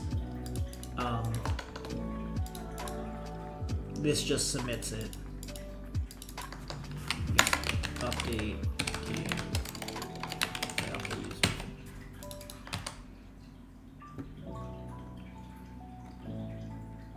And so now here, yeah, we can just say update username using the new account name.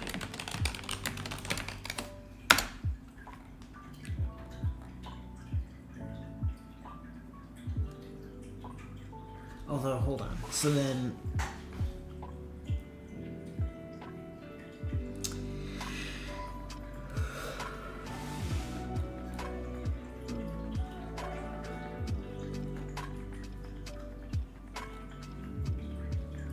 change its username to account.former name. So then, yeah, we can do that via update username account.former name. Change its former name to account.username.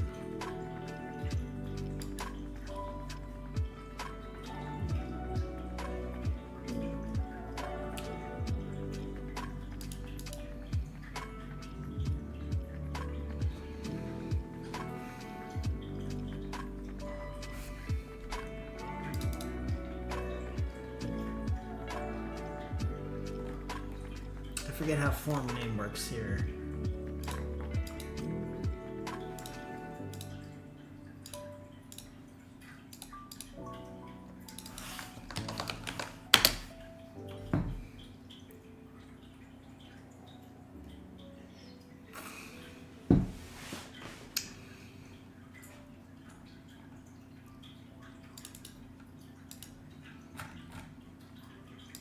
Change its former name to account.username.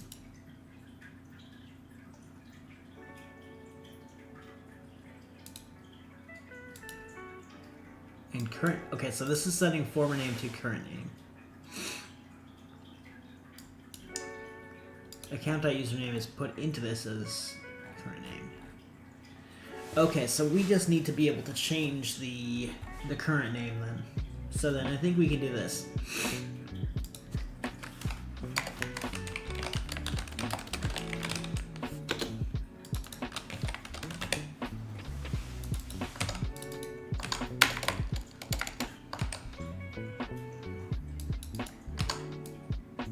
So in most cases, this is going to be account.username.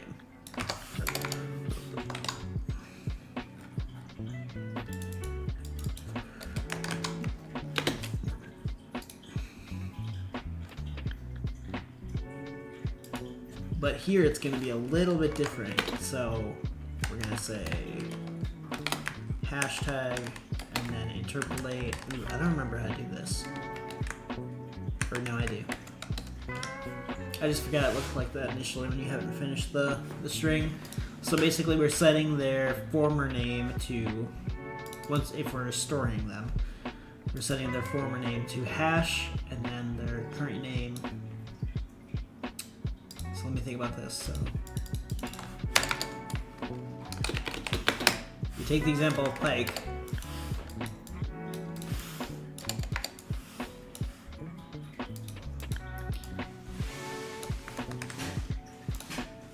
Here we're saying if he wants to change his username back to his former name, we're going to set his former name to hashtag PIKE, and then we're going to set his new name to Serious Matt.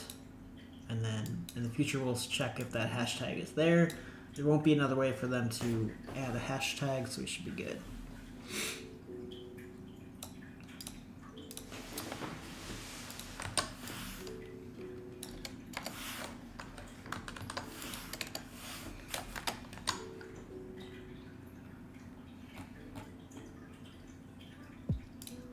I just hope some of this logic doesn't like mess us up.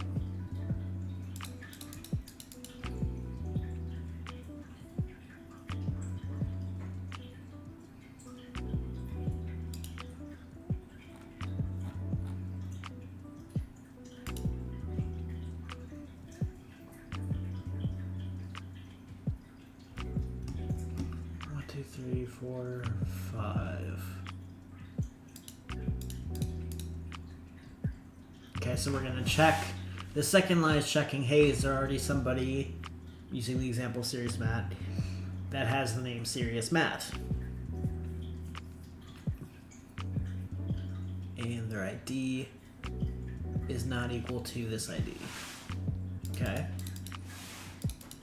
And then current name in select username from players where the username is. Yeah, this is gonna fail. Let's see.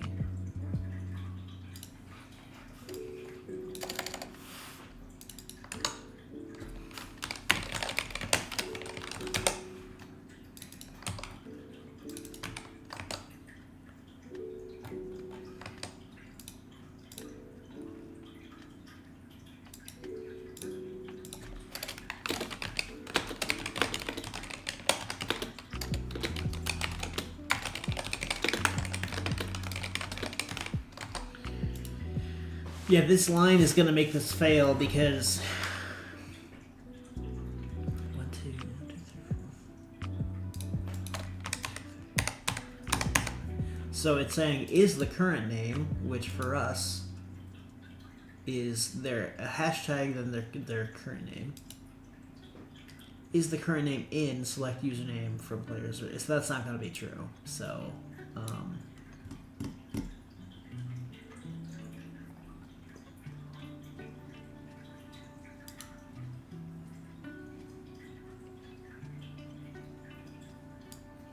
So maybe only add these two lines if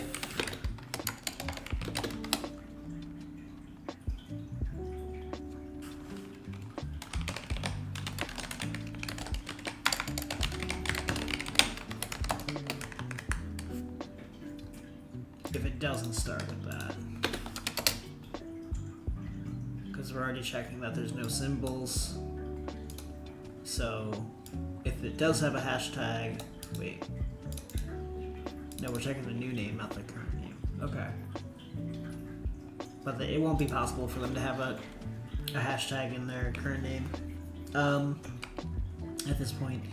So query plus equals basically this. Whoa.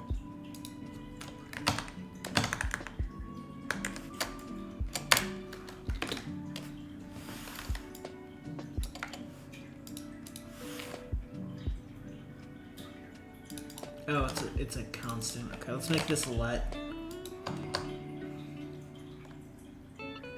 So, if the current name doesn't start with a hashtag, then we're going to add this logic onto the query. But I think we want to add a space in front. Otherwise, it's going to hit this parentheses.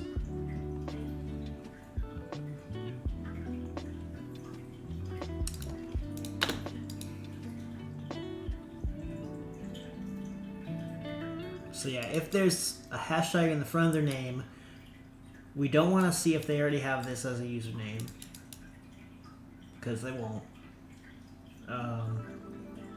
It's something we're adding from the website, and then their form name won't be empty, so yeah, we don't want any of this logic.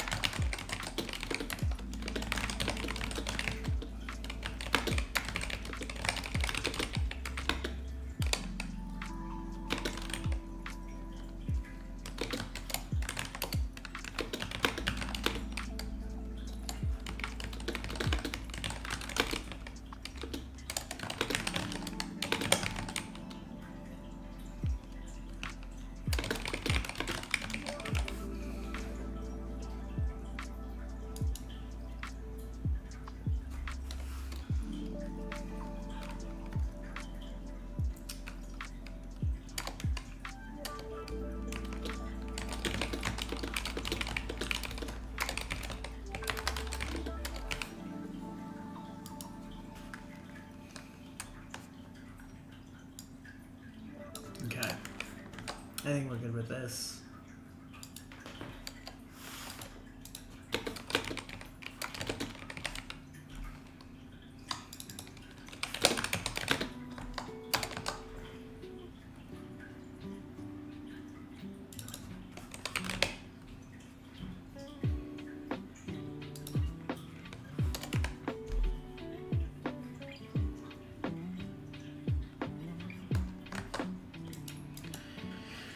Okay.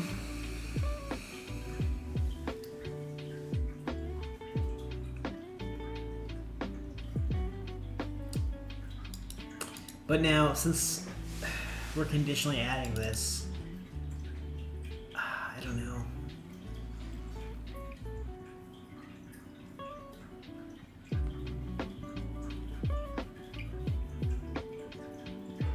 I think we have to initialize the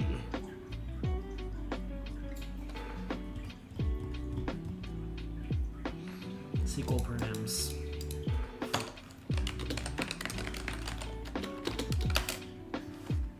Because we've got 1, 2, 3, 4, 5, 6. So we want 1, 2, 3, 4, 5, 6. We want these here.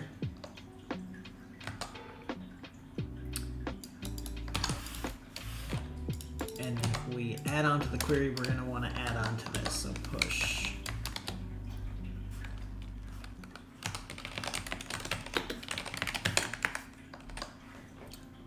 Question mark, question mark. Okay.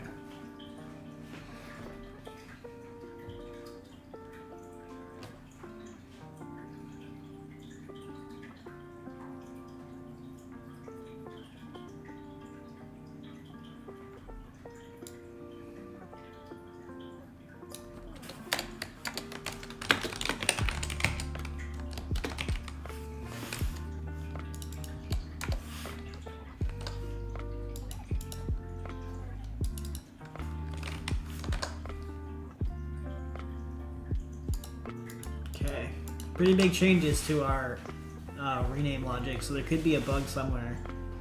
But basically we want to make sure we change this back to this. There we go.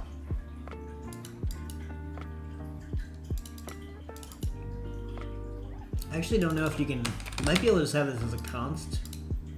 Yeah, because you're not reassigning it, you're just pushing stuff into it. That works.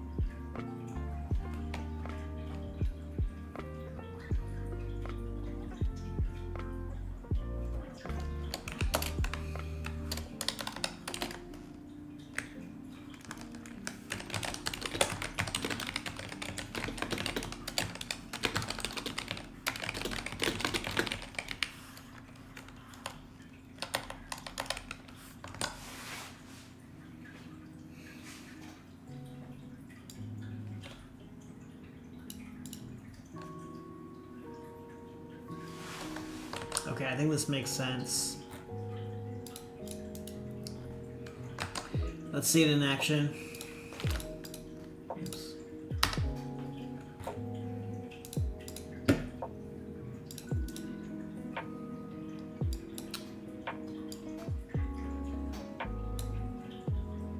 And my teeth are aching from this dentist appointment. I'll just check this over here. So we've already renamed Dr. Does It, so let's see what happens when we say this. We've already renamed your cat. Oh, okay. I think I see it. I think I see the problem.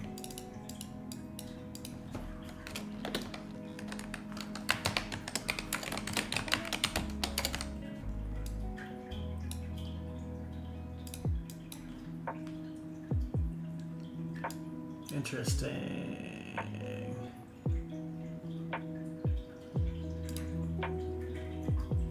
Alright, let's just sanitize this data, because realistically, there's no way you should be able to have a username with a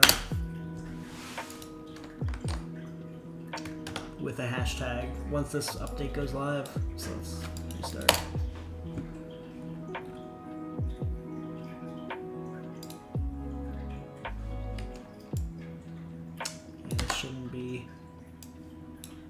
This shouldn't be true.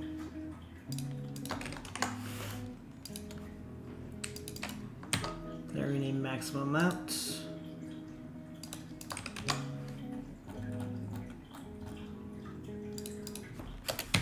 Console log some of this stuff.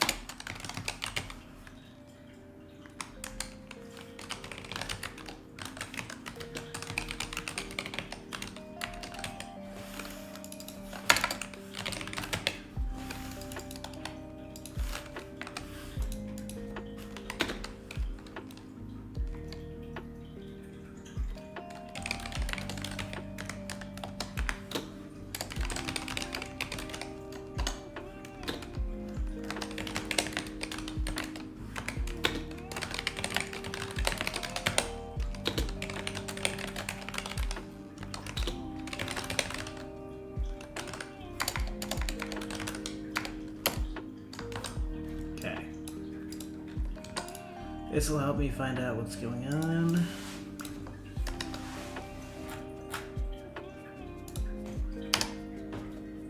Current name, Dr. Does It. Former name, Dr. Does It with space. Renamed once, true. That's true. Renamed maximum, also true.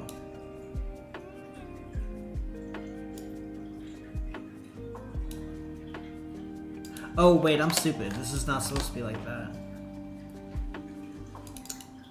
It has to start with, so if their former name starts with a pound, then they've renamed the maximum amount of this.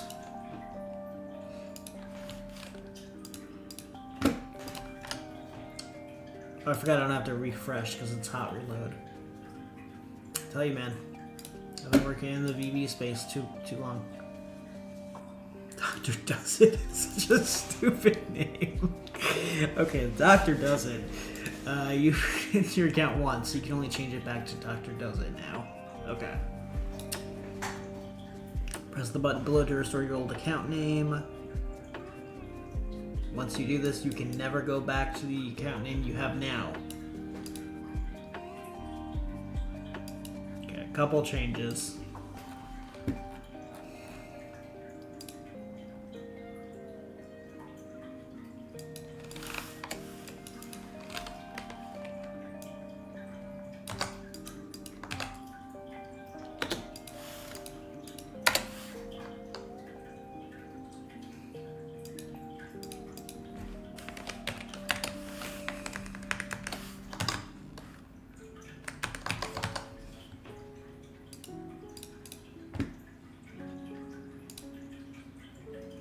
You have renamed your account once, so you can only change it back to, I want to put that in like,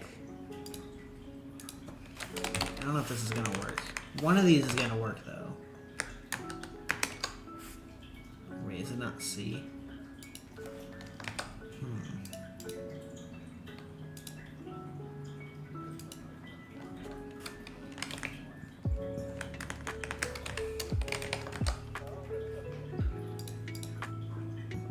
I like that better.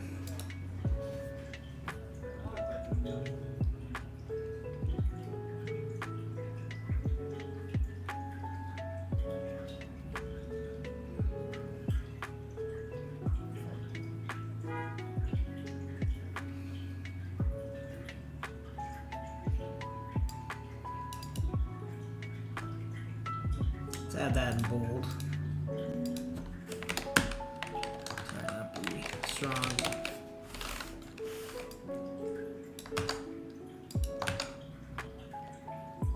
What is that warning tag?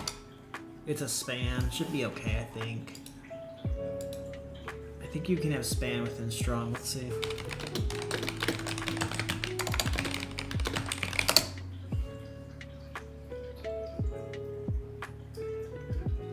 Okay, we're good.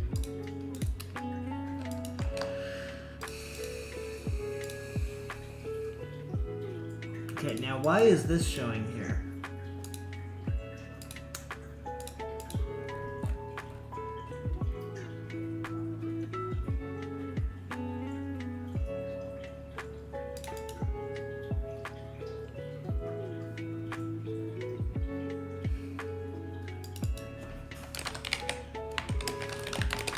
I think they should stay like that.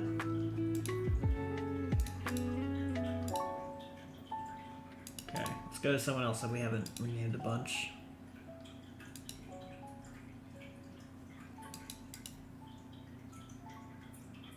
Okay, these are usually at the bottom left, so that's fine.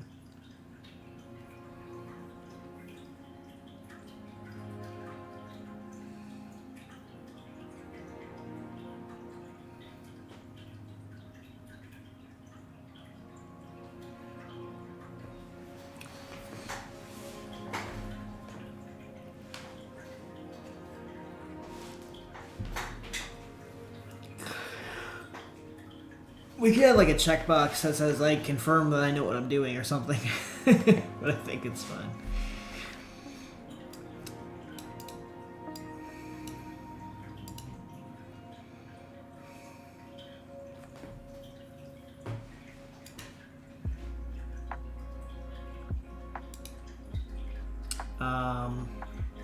Okay, I think it looks good otherwise. Let's go ahead and say do it. See what happens.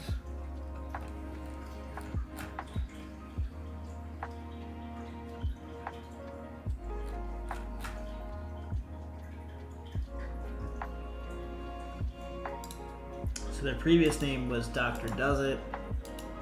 So now if we do this again.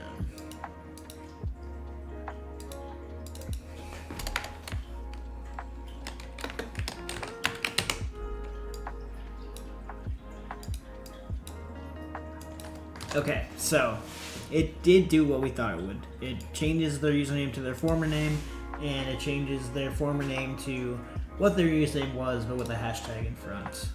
The thing that sucked is that it didn't show any like confirmation. Let's see if this still works.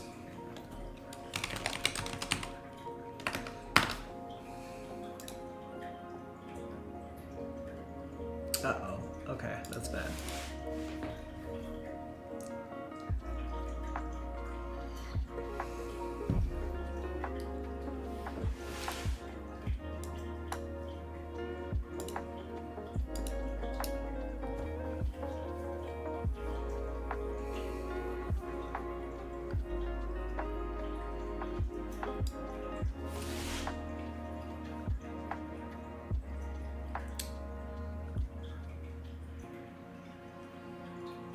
There's a space.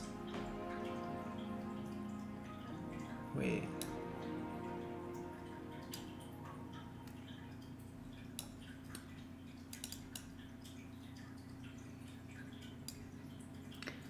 Yeah, it's something to do with this here.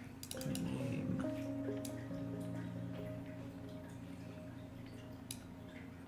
Okay, let's go ahead and log this out and see what we get.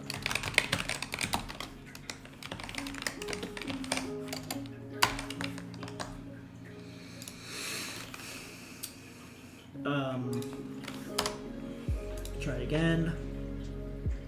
Backend console. Query is this. Let's see what happens when we actually do this in Maria.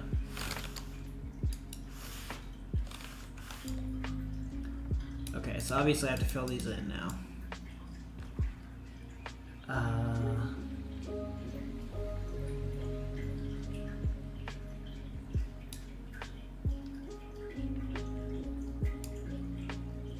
So we're setting their former name to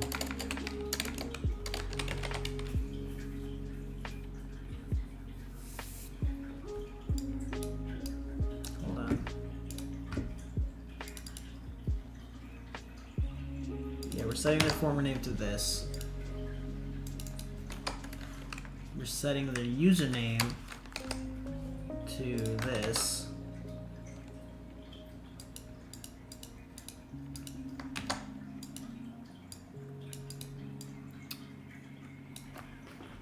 Where their ID is...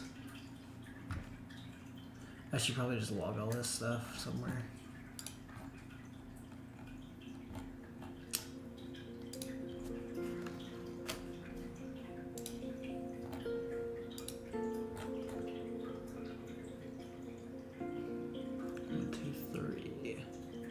Account ID.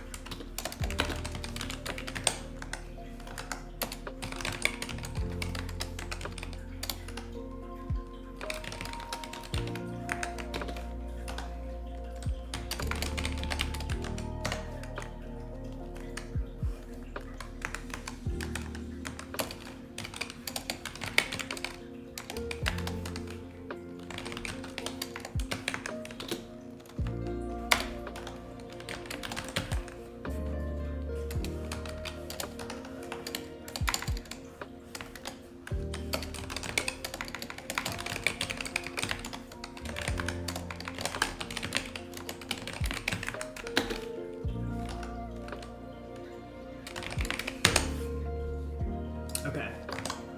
There we go. Try it one more time. It's gonna show up in the backend console. So now I can just grab this stuff.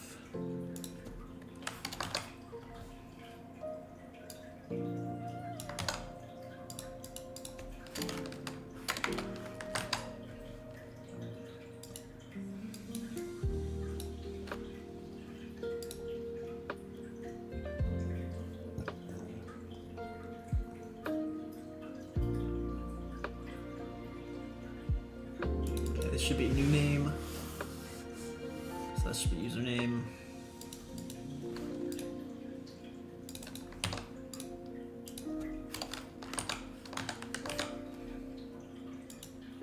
ID is not equal to their account ID, which is the ID. Okay.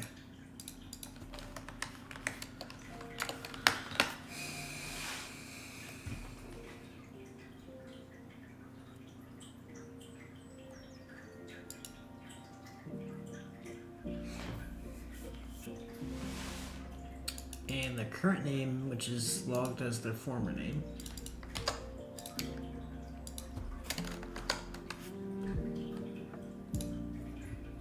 Select usernames from. The last one is their user ID, which is also the website user ID.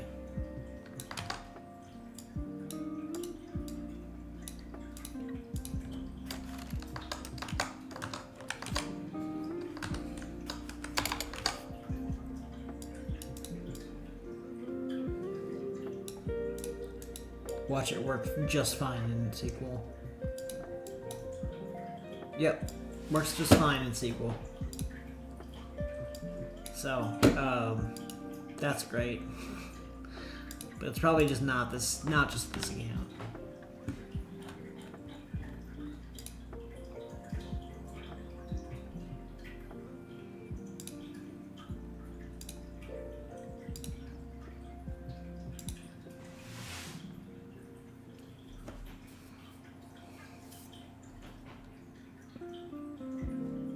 Test this a little bit more. Oh, that's right, it's still not doing the thing that it should be doing.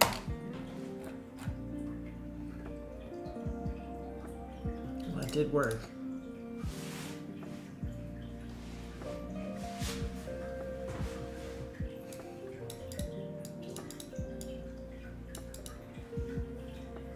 Your previous name, which hashtag?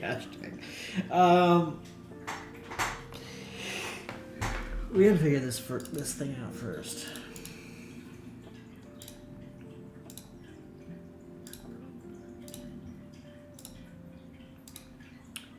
Jesus, is there something I haven't renamed a million times? Okay.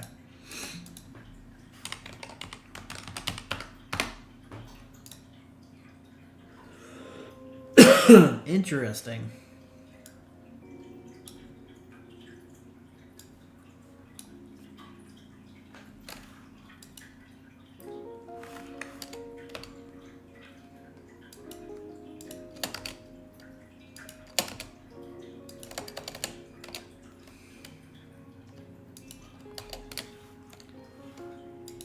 Lots of conditions going on here.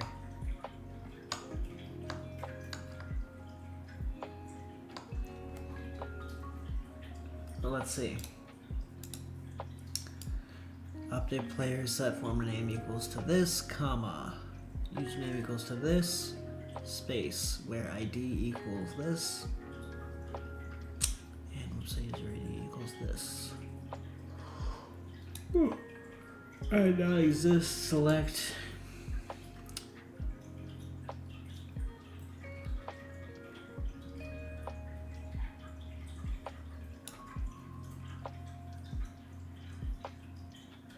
It must be something with like concatenating with queries.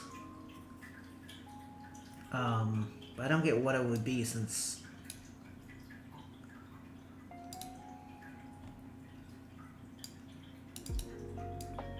there's definitely a space right there.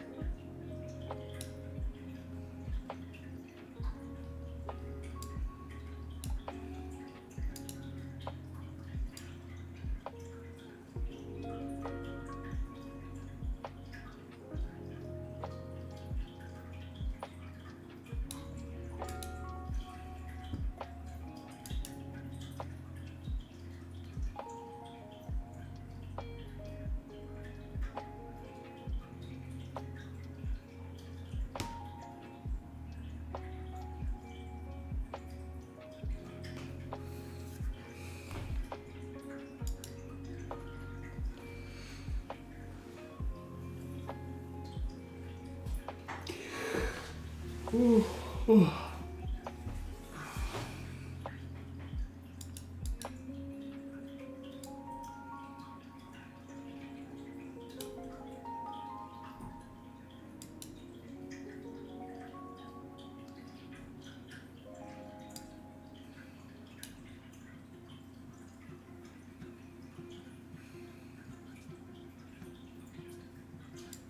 Syntax near.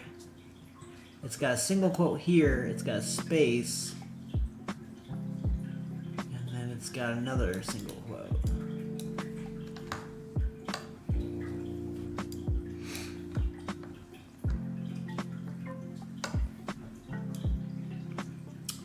To use near, space, single quote, space, single quote, and then an ID.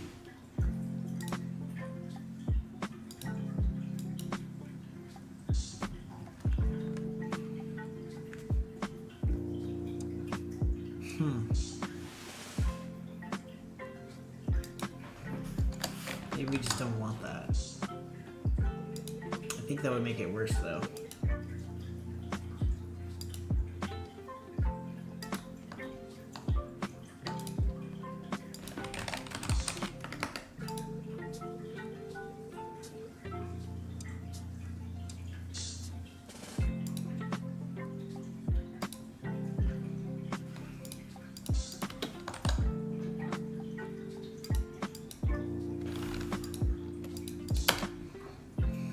See if there's a quick fix to it.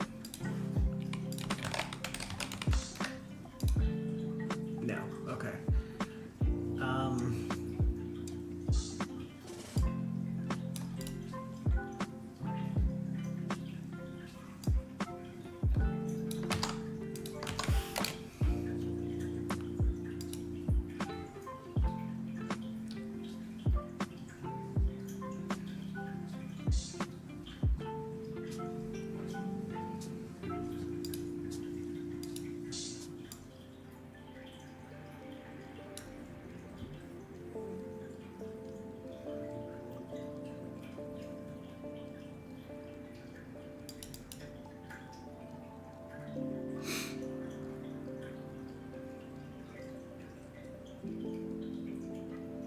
Oh, you know what? I'm just realizing this is a GUID, and it shouldn't be putting a GUID in there.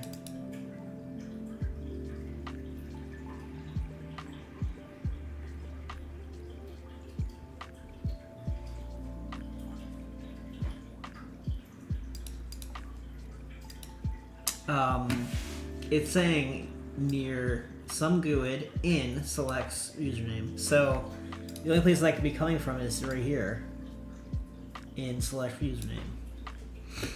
But we're specifically saying that I guess we should log the SQL params as well.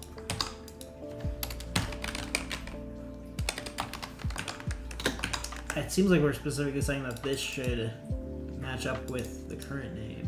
1, 2, 3, 4, 5, 6. 1, 2, 3, 4, 5, 6.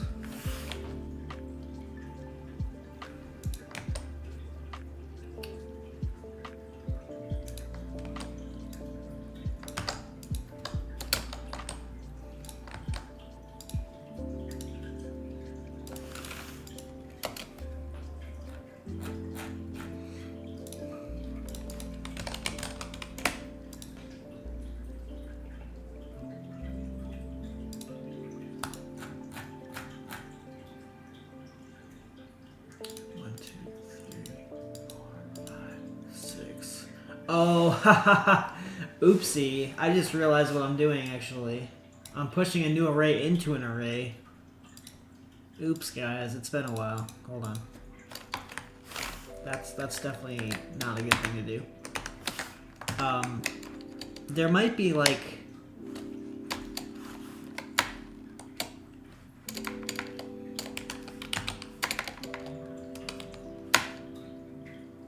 I don't know. There might be, like, a way to distribute an array in there, but that's fine.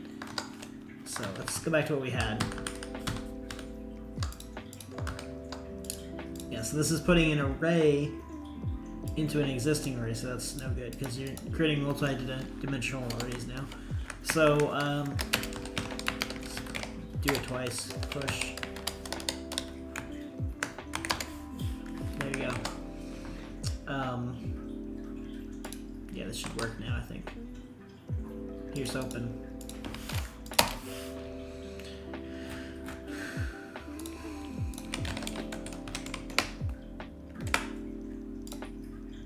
Okay, so it gives me this nice message and then it refreshes. And then now it's test account 34.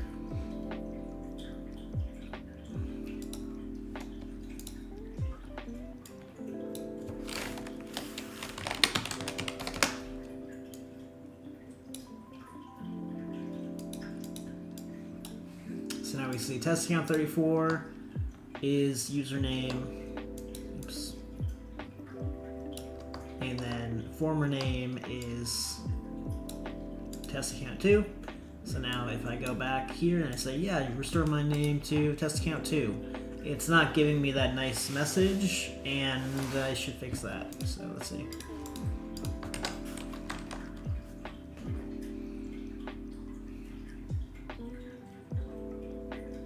Why is it not doing that?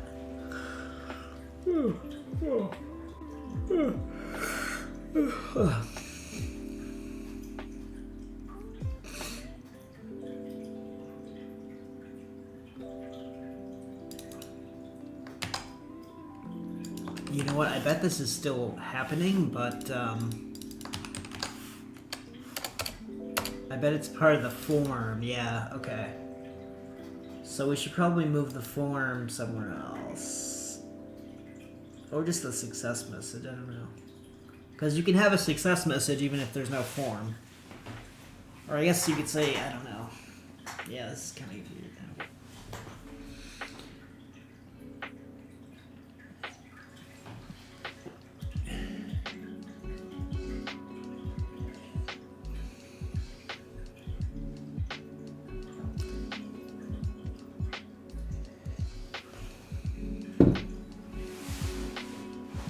I think the cleanest way to do this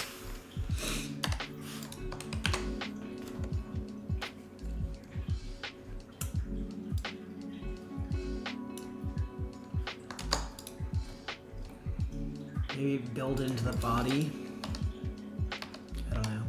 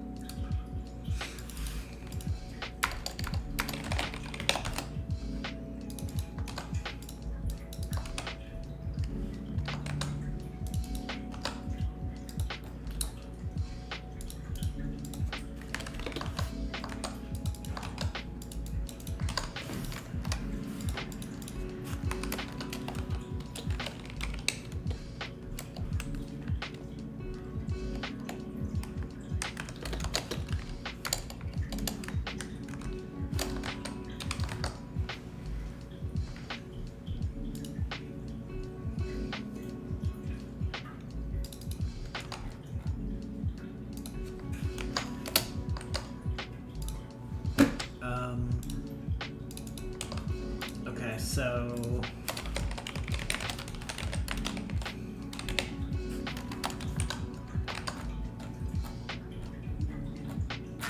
let's just change that to success message.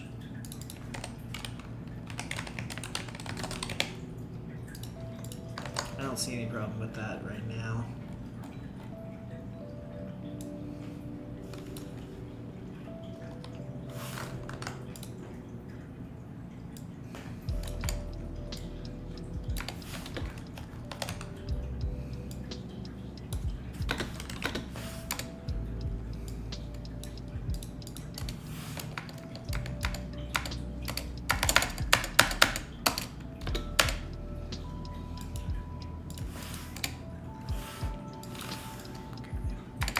We don't need the console log anymore.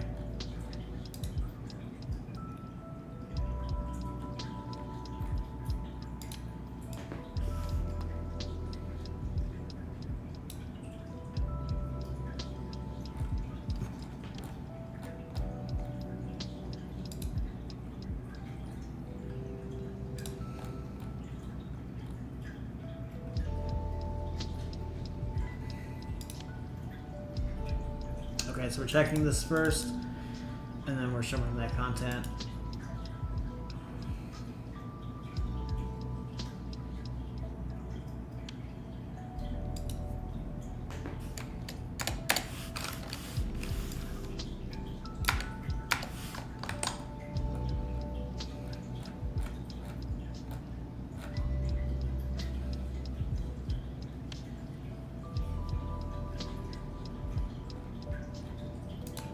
Cool.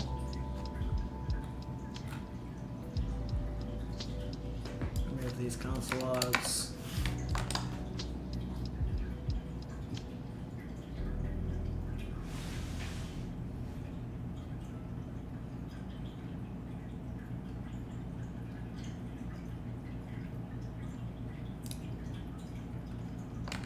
I love that we moved the validation to the API tier because it's going to happen anyway. People using the website. I guess we should test that, huh? Check for names that are just spaces.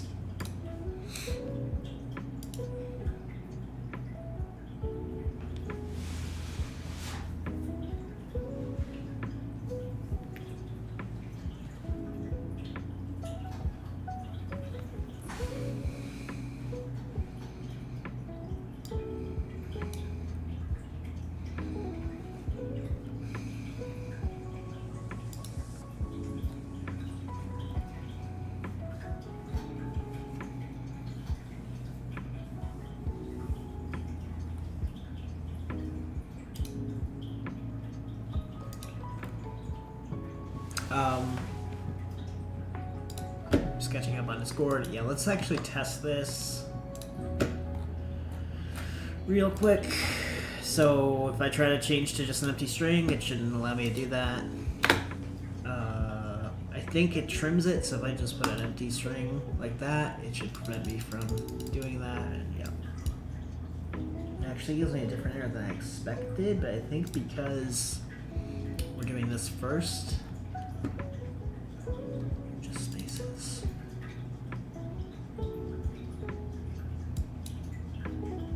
don't even know if this is actually doing anything now. Because we're saying new name.trim. So whatever they put in, we're trimming it on both sides. So that if there's no text in it, just spaces, that it's going to be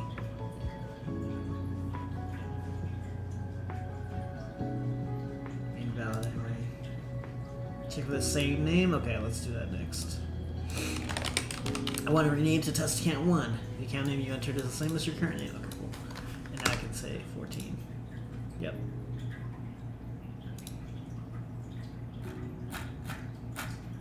And now I can rename. Yep, I want to go back to test name, test account 1.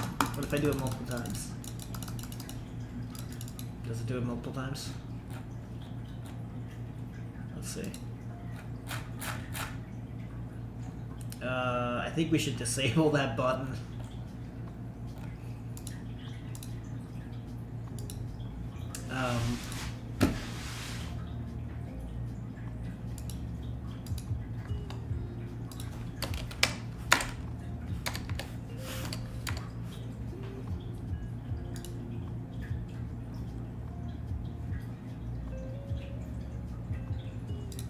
This is correct for now.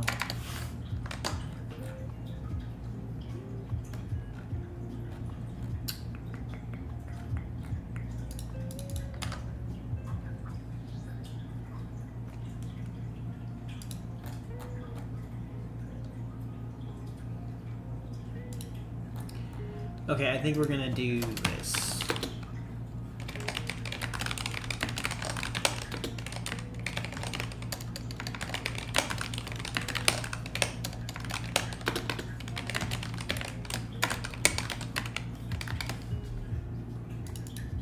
So import it from React, and we're gonna use it here.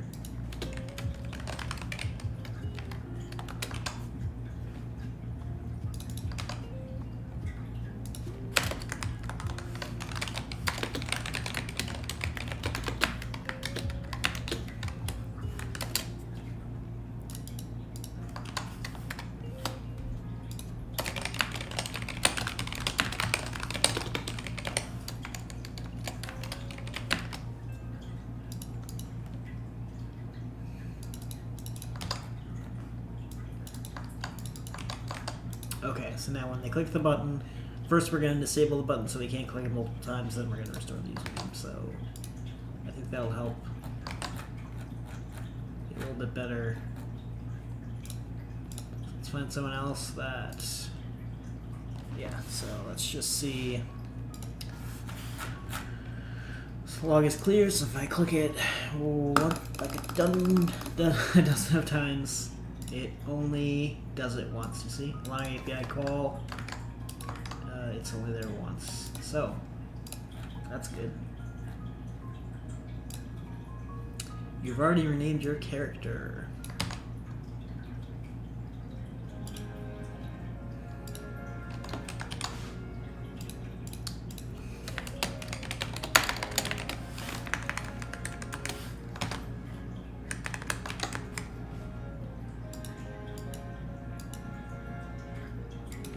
We're just going to use that coding syntax, which look, you know, kind of cool. So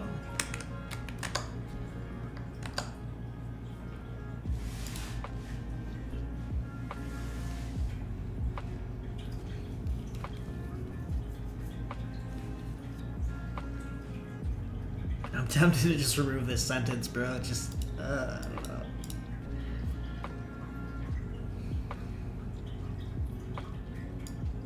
It's very rare that it would be a mistake. So that's why I'm like, if people keep doing it after this update, then I will. I will remove it.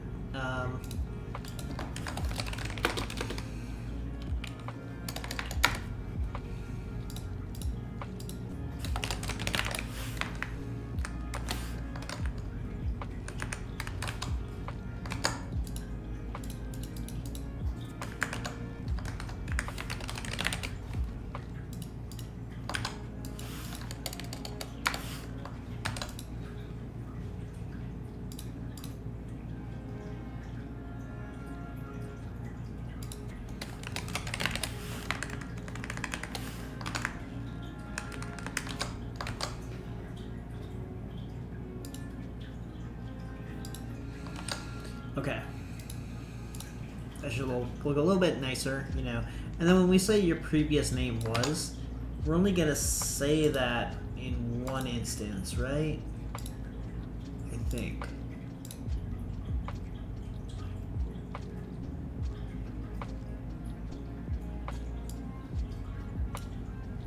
Because their previous name right now would be this. Yeah, so let's look for this.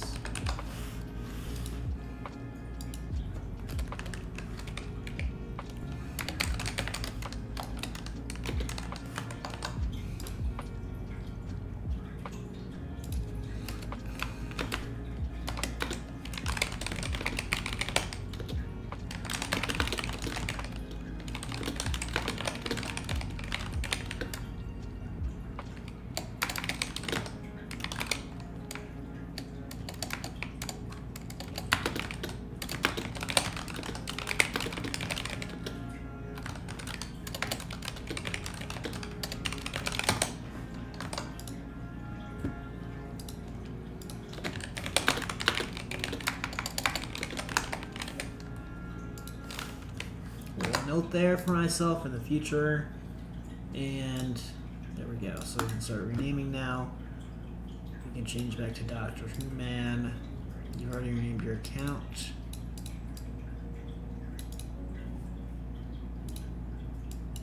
This just has a hashtag in it, so we're not going to worry about that. We could like replace all, but whatever. Okay, let's restore username. Nice.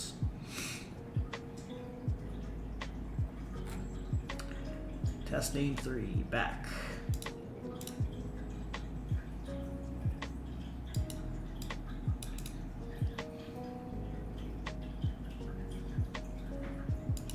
Looks good. Looks good. Let's find someone that we've never renamed. Okay.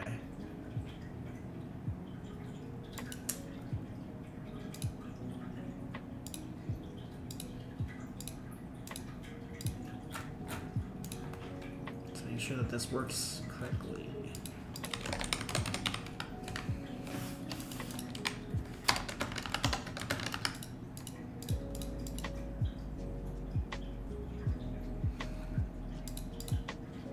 Shut up, 1Password. Okay, so I rename.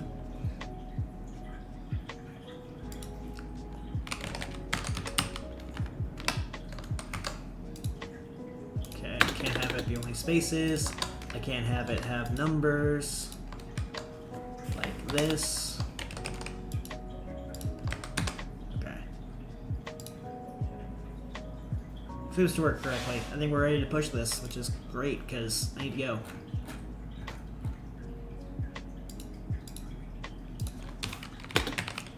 Hold on. Save all. It's all saved. Okay.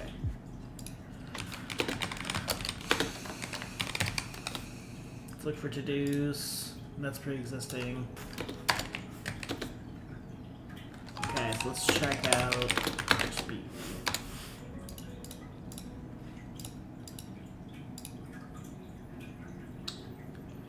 Free to play 194. It's basically encoder view.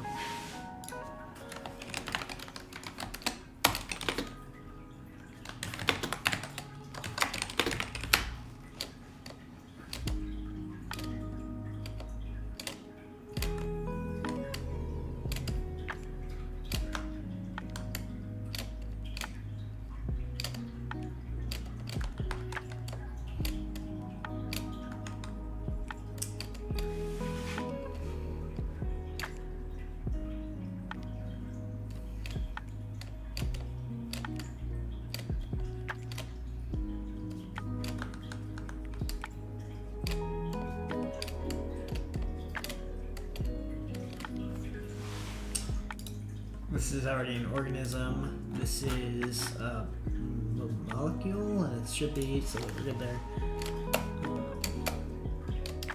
This stuff changed a little bit. We added validation.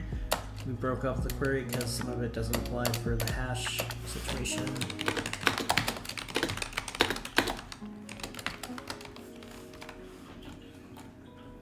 I've already forgotten the ticket number. Free to play 194.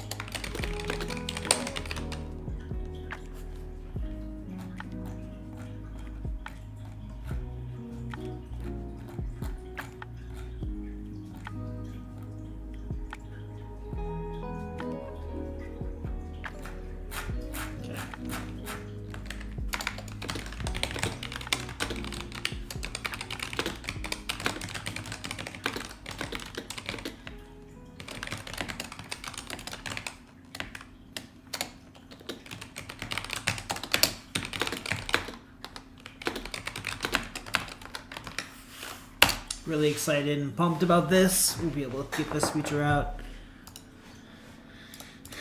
Seems to work well. If there's some issue with it, I'll work on it later today.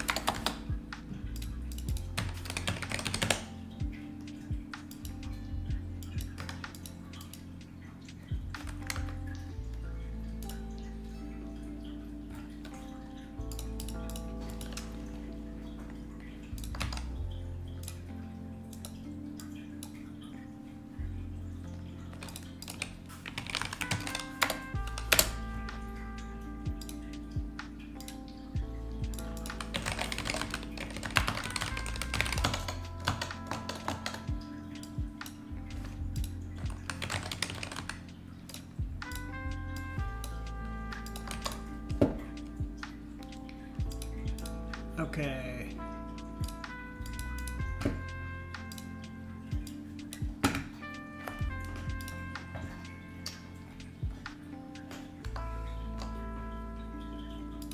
Okay, the warning, I think that's still used by this new component.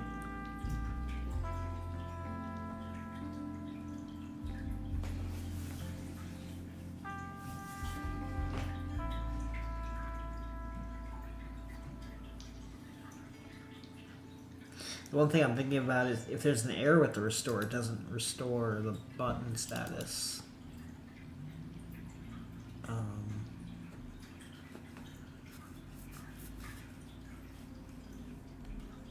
Yeah, we basically show no message.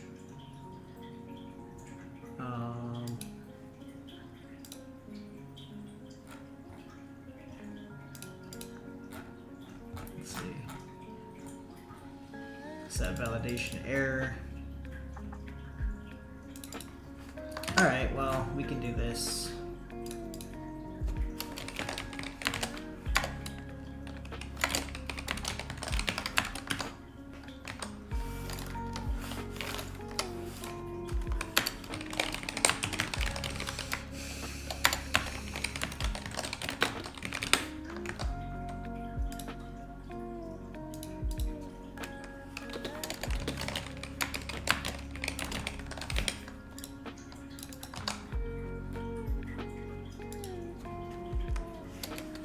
We'll just look at the modal to see how it's doing that.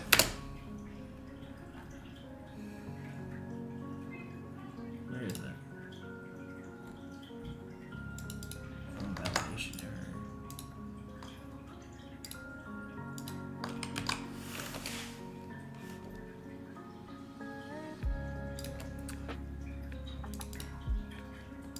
What is this? No, this is fine. We'll just do this. It's probably not going to be in a great spot. I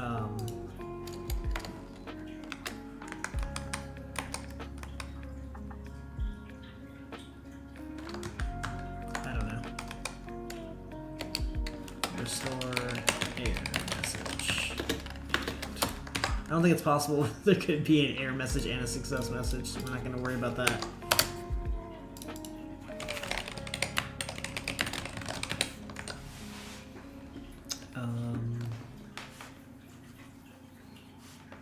So let's just do this one more time just to test it locally.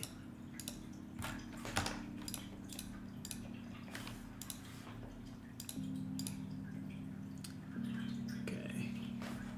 Refresh before I do this.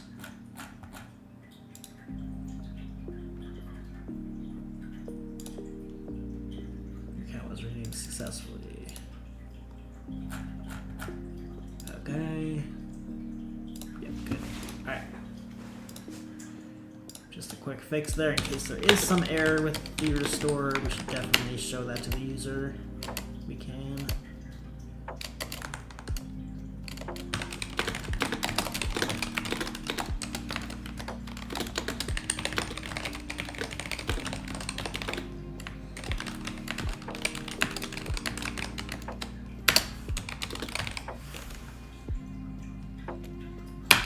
Okay.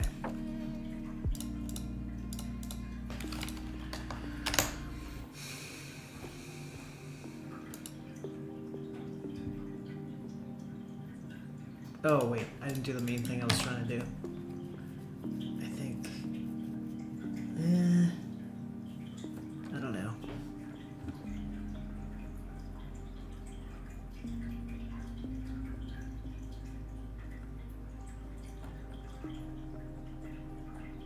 It's still disabled if it errors, so it's fine. They can just close the modal and reopen it.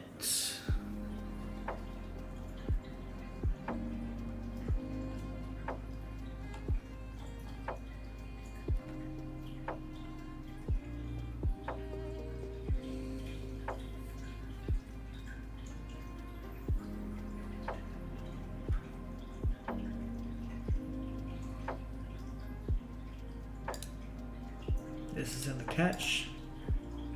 Handle submit.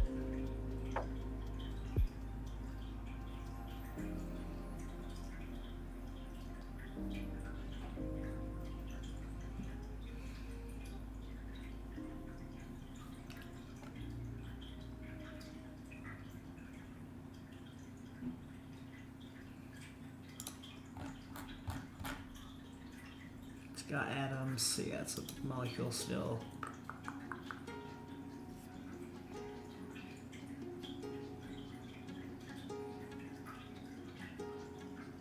Looks good to me. Since there's no other reviewers on this project. Okay.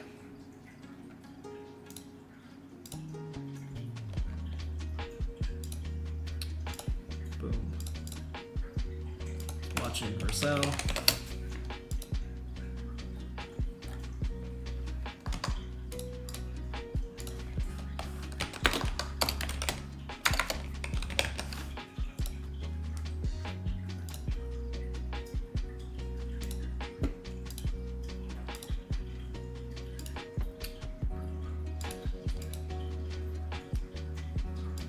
Alright, so soon you'll be able to rename your account back to what it was if you've renamed once.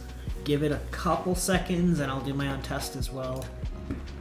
I'm gonna have to log out of here because it's the cache or the session keeps changing between local and not local. Alright.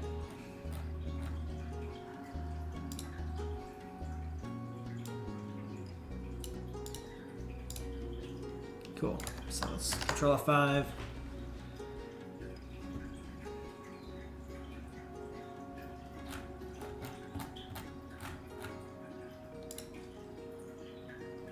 Okay, you changed it back once.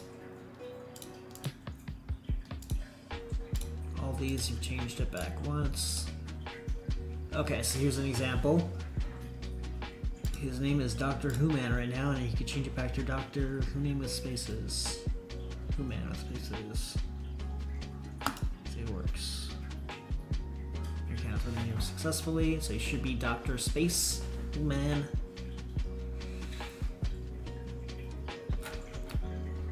And he is, and when we go here, it will say, you were Doctor Who Man with underscores. Just to confirm that the regular name is still working on production.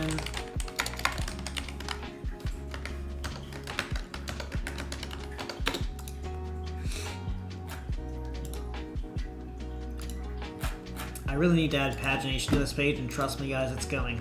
Just 77. Your account has been redeemed successfully. And then I can go down here and I can say, yep, change it back to 672.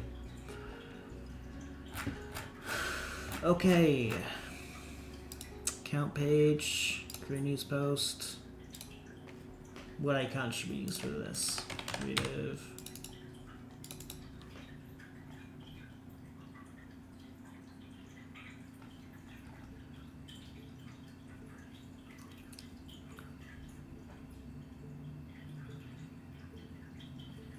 What icon would be like a undo?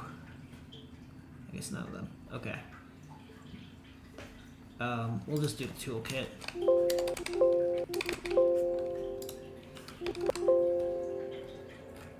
Where's that toolkit? Oh wait, I'm not in icons anymore. There we go.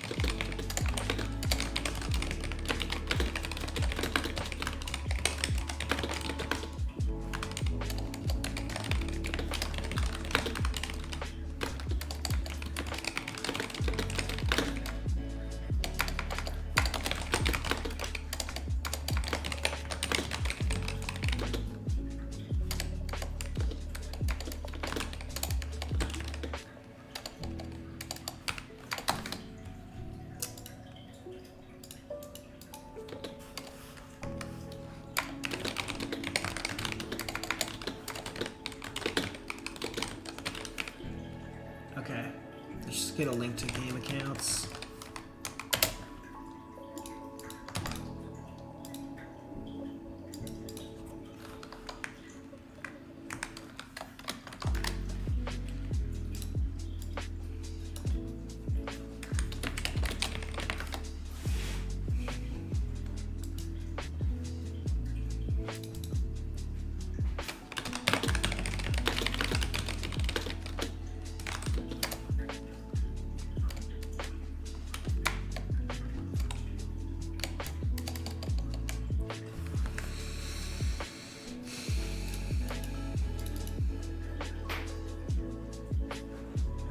If you have renamed a character before,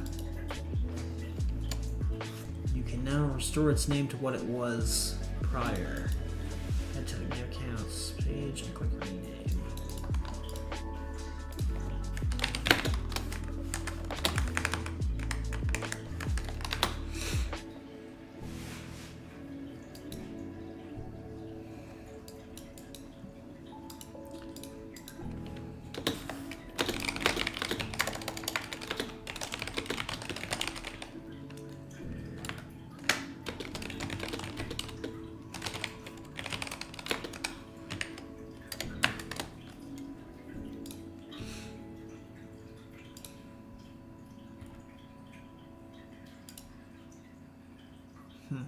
I copied that wrong somehow.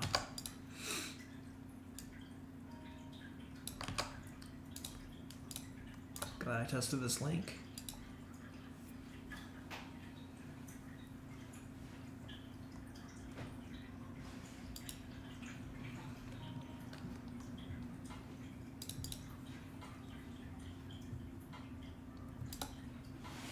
Cool. Alright, this will do it.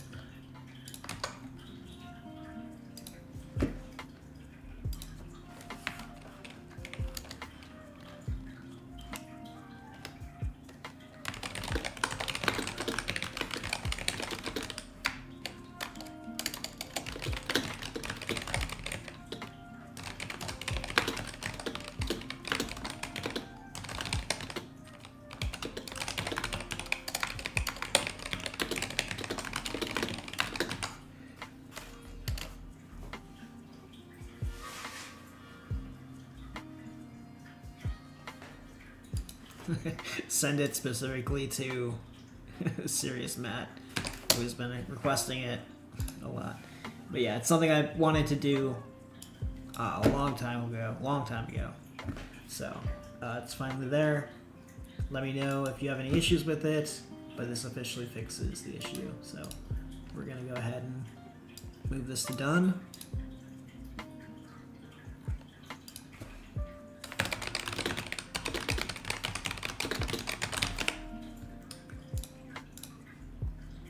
Okay, so close this, close this, close this.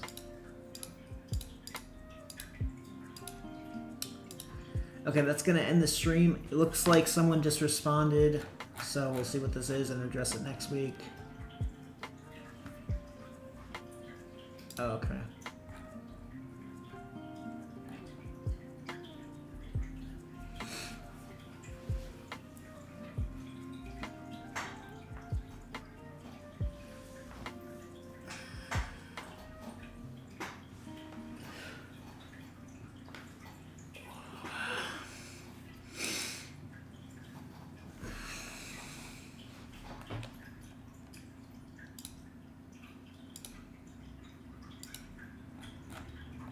Okay, actually there's no issue.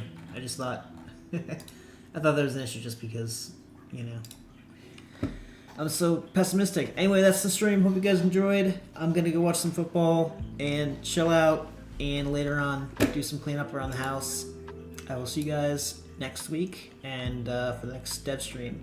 By the way, starting, I believe, starting on the 25th of January, we'll be moving these back to, I guess starting the week after that, so like the 26th.